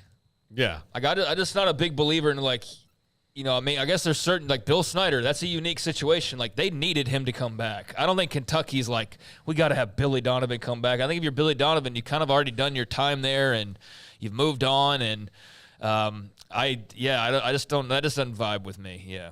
Yeah. Number 4, Sean Miller. Is it Xavier now? Was it Arizona? Has done a good job. Now this year they were ravaged by injuries, but he's someone I think who could come in and fit at Kentucky and take their resources and go up. But I don't think he's near the top of the list. I'm just talking about guys that they could get that would take the job that I think would do a good job. And maybe also, and look, they don't need to go with, here's the hottest guy doing the hottest thing. It's the best guy, because they did that with Billy Gillispie, and he was not a fit at Kentucky at all. What a disaster. It was absolutely a disaster. So I think Sean Miller would be a fit. I just don't think that he's going to be a sexy enough hire for them right now. He would have been if he was leaving Arizona before that. Yeah. NCAA stuff, or was it Adidas? He was all in. No, I guess his was DeAndre Ayton, right? Okay. So yeah. Number 3, Todd Golden at Florida. This is the young up-and-comer, and if you want to poach from an SEC team that thinks they're trying to get their groove back, this would be it. He's only 39 years old. Probably would have made maybe even a deeper run had they not lost one of their only real post player this year, right in the tournament. But he has them on the rise. They're very good. They're very athletic. He's bringing the shine back to Florida basketball, there's another guy on this list that you can do a 2-for-1, which is you can poach somebody from a conference rival and help your program at the same time. Number 2, Mark Pope at BYU. Look, they'll love the style, bombing threes, super aggressive, never out of any game, and he's one of their own. He was on the 96 championship team. He's got a ring. This one makes too much sense not to do because it's so overly practical, but he hasn't done probably enough at BYU yet to get the fans excited. But them coming into the Big 12 this year and then making the NCAA tournament shows you he's a pretty damn good coach if he can do that in year one. at BYU, and that would be, it would be very, very interesting to see Mark Hope go back home. John Clay earlier saying that, that's a name that's kind of a dark horse name, but probably not sexy enough right now for Definitely Kentucky. not. I wouldn't think. Yeah. Definitely But hell, I not. like him. I like. Yeah, I like I his agree with the style, other too. stuff, but he's definitely not a big enough name for them. I'm all about practicality. Sure. I mean, that's the thing, and I think that sometimes this is lost in things. I mean, Texas A&M has been guilty of this across hires over many sports for a while, where let's show them how many bags of money we can throw at them and get this big name. Well, is that guy the right guy for you? You're still waiting on that person. Yeah. Well, the thing is, though, is you're spending big regardless. Yeah. Because whoever's coming in is going to get a big contract. Yeah. They're not going to be like the 15th best paid in the SEC or anything. But I just think people are scared of taking the risk because there's such a huge investment involved. It's like that's the kind of thing that can cost you your athletic director job or your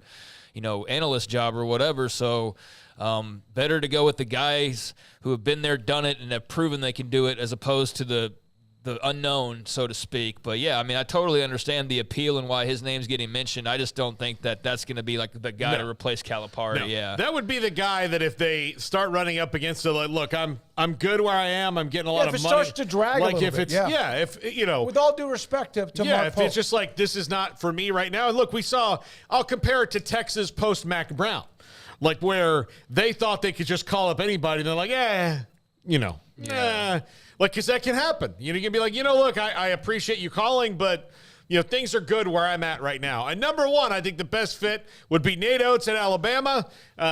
He just got his team into the Final Four. He's already in the SEC. He showed what he can do. Didn't he just get his buyout? Something? Yeah, his buyout's really high. Didn't Scott Drew just get a bump too? Scott's buyout is lower than Nate Oates. But again, we don't really know that. If you were here throwing around money and you're Kentucky, like nobody right now, the Kentucky fans, because a lot of them are ready to pay $34 million. Right.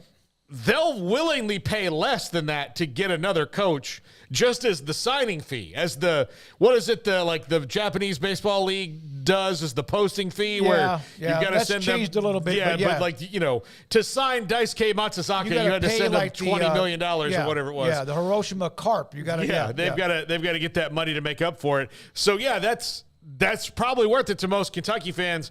If Mitch Barnhout goes up and says, well, we don't want to, hire a coach with a big buyout, they're going to be like, no. That does not matter right now. We are, we just lost our coach. We're fine with it. Like, it worked out probably for everybody, but let's not pinch pennies right here. Yeah, well, there's a very interesting situation that could be brewing here. But, I think, The names all make sense. Nate Oates, that would create another domino effect. Also, that Alabama job looks a hell of a lot better than it used to, right? That was looking suddenly like a real prime spot for somebody else to land. And I'm also, I probably should have put Chris Beater on this list, too, for that job. It's not a top five. But, it's not, so. Yeah, who knows? But here's the most interesting part. Like, Billy Donovan, that would be tremendous. That'd be like the lifelong, the dream that a lot of people have had since he was an assistant coming back. But just the NBA gig, I don't think that makes sense for him. But yeah, they all make sense. We could dissect them all, why they would work and why they wouldn't. But here's the interesting part is I don't think there's anybody, and I don't know the dude, but I know he's got a huge following for a reason. He's been very successful as a person in this type of a space, whether just be covering college athletics, like that's just in general. But Matt Jones from Kentucky Sports Radio put up a post, and it was passed along, and I saw it on a different board.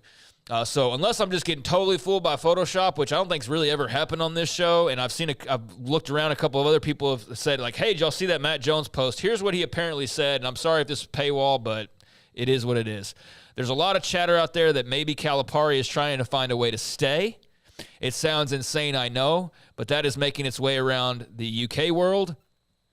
He goes on to say that he's got nothing from the school in that regard, but that some messaging coming from Calipari and Calipari-related sources is picking up steam, and it would explain why no one's heard anything today and why he was out in public walking his dog and then no comment at a local TV guy. So Don't rule out the 24 possibility, hours, right? Yeah, don't rule out the possibility that this all ends up with us not talking about a job being open in Lexington, Kentucky. But that was Matt Jones, and if that was anybody else, I'm not even mentioning it. Yeah. But since it is somebody who's he's very good. clearly in the know, I thought that was worth passing along. So it's very interesting what's to come here, potentially. He's also just throwing out a possibility because I'm surprised, given that it's been 24 hours now that it's been out there, that there's not been comment from either side. Why are you walking your dog out in public knowing full well what's going to happen, dude? Like that just part so to weird. me was like, now, this seems to me to be one of those very, like, there is not a more egotistical coach in any sport than John Calipari. Urban Meyer. Oh, that's a pretty heavy dose. I'm not just. No, I'm trying to. I'm just saying that it's kind of like Dave top Aranda. Shelf. Yeah, no, he's top shelf egotistical, and sometimes that's good, and sometimes that's bad. It depends on how you channel that.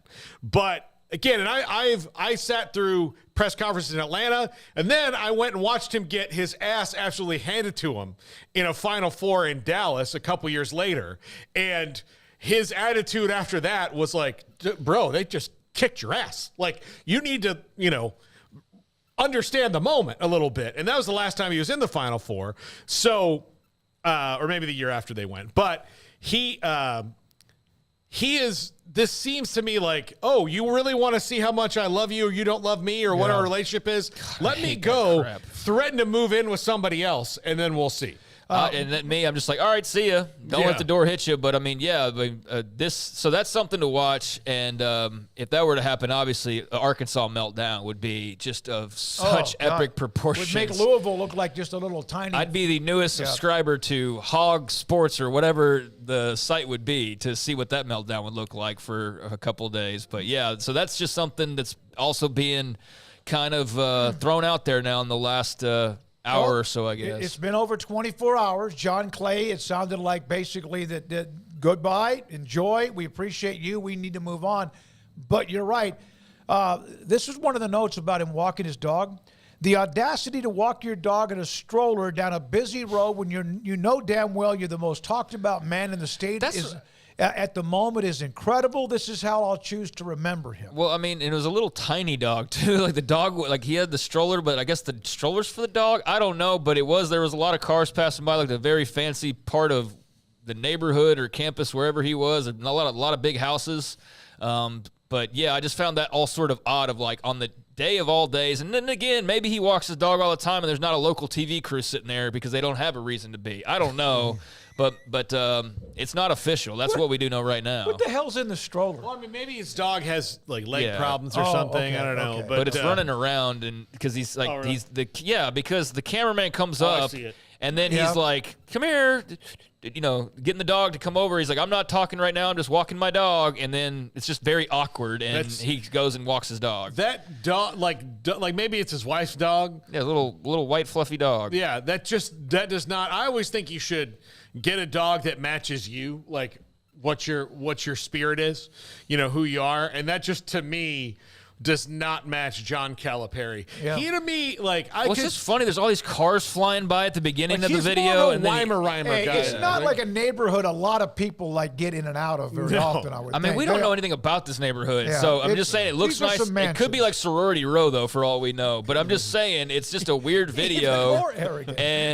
and he's obviously doing that on a day when everybody's eyeing him in Lexington, Kentucky. So I just found that strange, but we'll see. I'm sure we'll have more information by tomorrow. By the way, WKYT had the video of Calipari walking the stroller and the dog and on the phone talking to somebody at the same time. All right, Garrett, great stuff weaving in and out. Emery Winter is dialing up 365 Sports tonight for 10:30 tonight on the local CW. We appreciate you. Again, 4 years strong, and we start a new one. We started a new one today. Appreciate everything you brought to the table. We hope you appreciated what we did, too. We went from talking about the national championship to Calipari and who are the candidates, and also, by the way, the solar eclipse from earlier today. Have a great evening. I'm David Smoak for Paul Catalina and Craig Smoak and our sponsors. This is 365 Sports Tonight.